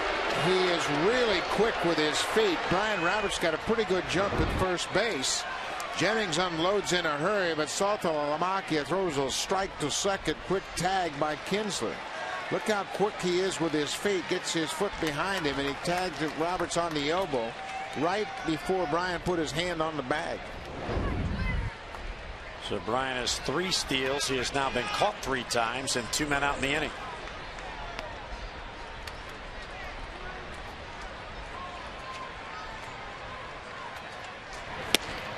Two and 2 on the swing and a miss. So Texas now 2 steals against, but 4 caught stealings. Jennings did a pretty good job keeping him as close as he could, and Saltalamacchia did the rest. Outside, ball 3.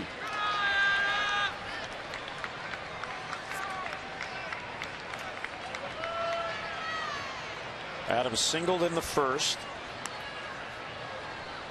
doubled in the third, bounced out in the 5th, and then homered in the 6th.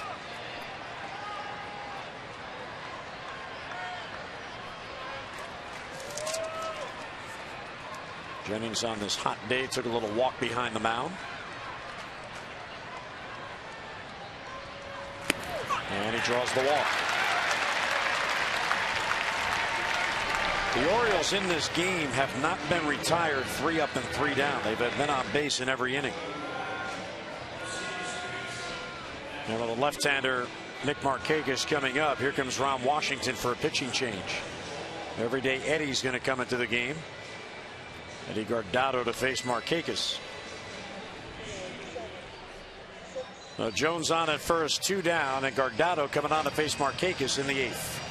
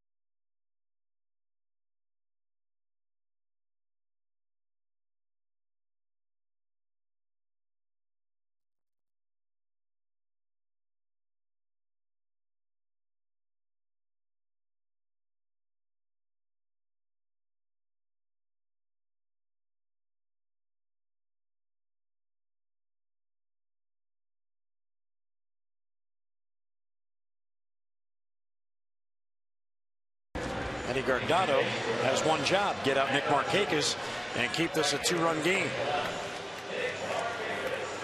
Yeah, Eddie has now become a specialist. In years past, he was a closer with Minnesota.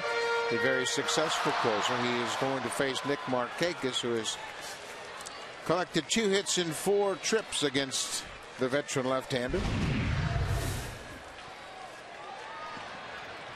Well, the Roberts caught stealing big for Texas because Jones followed with a walk. Outside 1-0.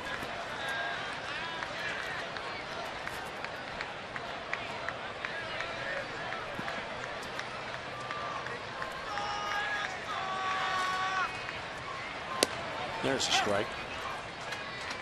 He said he's not going to light up the radar gun anymore. He's been around a long time, been in pro ball since '91 when he signed with Minnesota.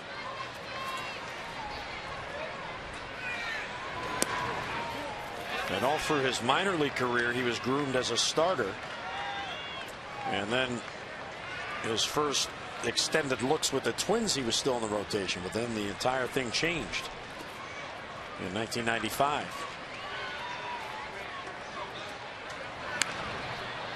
It was a funky swing. Fouled it off 2-2. Man, that was I don't want to swing at that, but I've already committed. And he just flares it into the upper deck. Guardado faced only one batter Friday night. He walked Aubrey Huff as he was summoned in a similar situation to pitch to the lefty.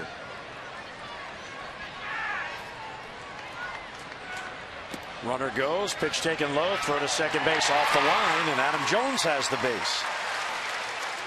So Adam got a good jump, and he picks up his first steal on the year.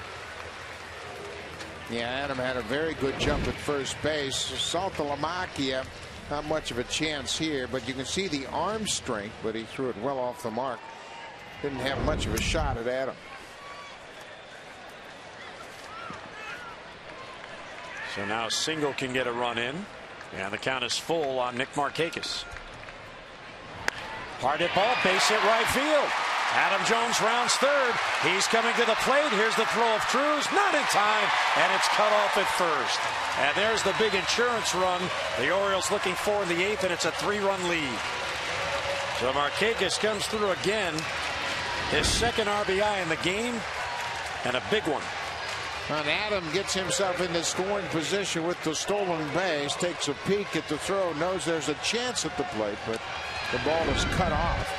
Big insurance run, and Adam Jones, after the walk, is driven home by Nick Markakis, who now has 21 ribbies on the season. And his 8th multi-hit game. Adam Jones has added his 8th, Roberts his 9th. And here's Aubrey Huff.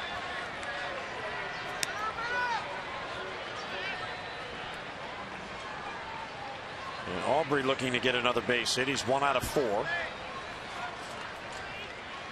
So Adam Jones helped manufacture that run, Buck, by drawing that walk and then able to steal second base and get into scoring position.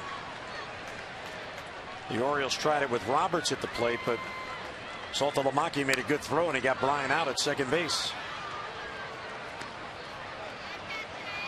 9 hits in the top 3 spots in the order. George Sherrill loosening up. Chris Ray behind him. It's interesting if it's not a save situation, Ray would come in to finish it up. Yeah, it still is a save situation with a 3-run cushion, but if the Orioles would add another, that would make it a non-save situation. And there are 2 left-handers in the first 3 hitters for the Rangers, top of the 9th. David Murphy to lead it off. Michael Young, then the second left-hander, Hank Blaylock. Texas has only 2 players left on its bench, both right-handed batters, Andrew Jones and Taylor Teagarden. Aubrey gets under one high fly ball to right field. Cruz battling the sun. He sees it and he has it, and the inning ends. Orioles get an insurance run. We're heading to the 9th. Murphy, Young, and Blaylock due up for Texas.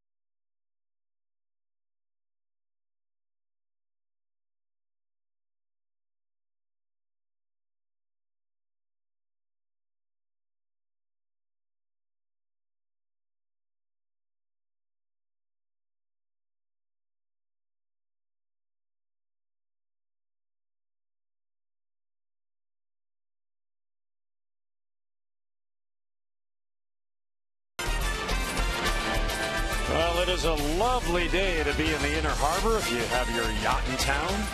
If you're out strolling around, just enjoying a Sunday afternoon as George Sherrill hopes to enjoy Buck as he comes on for a save.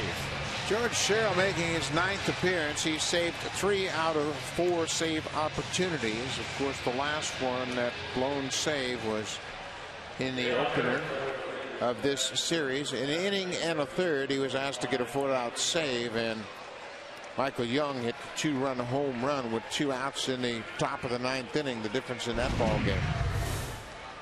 Young hitting that home run, just the 11th hitter in history to have 3 9th-inning home runs in a 5-game span. Andrew Jones, the pinch hitter.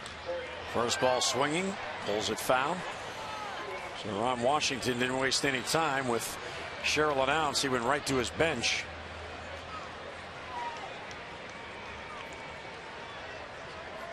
Andrew Jones in his first season with Texas. Off to a very good start. Oh, good looking breaking ball there. Came down on the inside corner. Jones does not agree. Talking it over with Ed Rapuano. Now they're enjoying a giggle. Well, at least Andrew is. And he hits it to left field. PA over towards the line. Can't get there. And it ricochets against the wall, and Andrew Jones will have a leadoff double.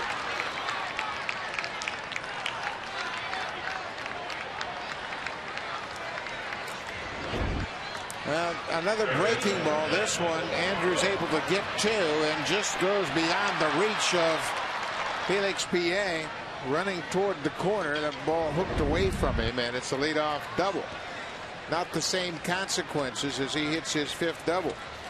That extra insurance run really looks big now. The key man is on deck. That's the tying run. And of course, the even bigger run is behind Blaylock. That's Marlon Byrd. Here's Young, takes a strike. Young's home run against Sherrill came on a high fastball away from him, and Michael hit it just to the left of the big SK scoreboard. Lays off that. 1-1 the count. And we mentioned 3 home runs in a 5-game span for Michael Young. They all came in the 9th inning and either tied the game or put the Rangers ahead, including a walk-off home run against Kansas City's Kyle Farnsworth in extra inning.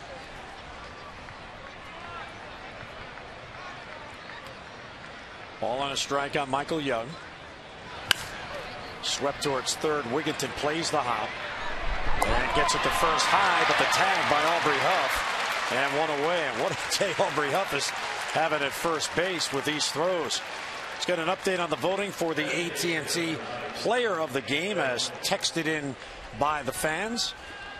Adam Jones 58%, Brian Roberts 40%, Danny Baez 2%. You still have time. Text in your vote now. A, B, or C to 51862. And Tom and Rick will have the results coming up on O's Extra Post Game.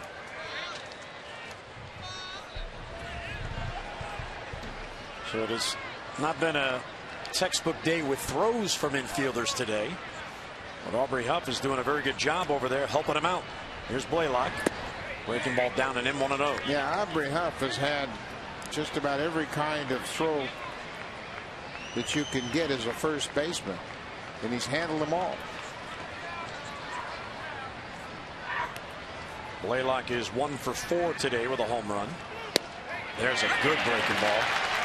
He throws Blaylock and it broke right down in the corner. And you can see 74 miles an hour. He's conscious of changing speeds with that breaking ball. That was very effective as he had Blaylock way out in front to the point where he couldn't swing.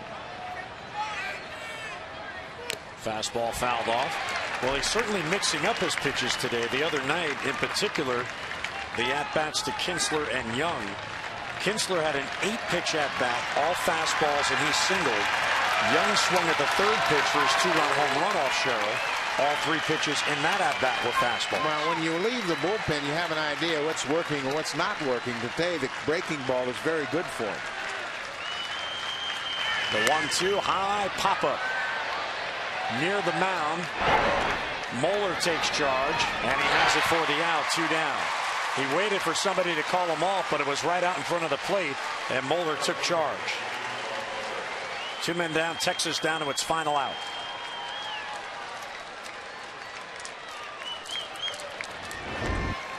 High sky, big bright sun up there, and it's a battle for any infielder, and the catcher right out in front of home makes an easy play of it. 2 down.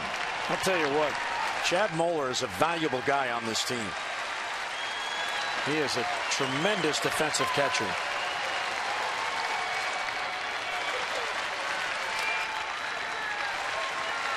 Here's Marlon Byrd.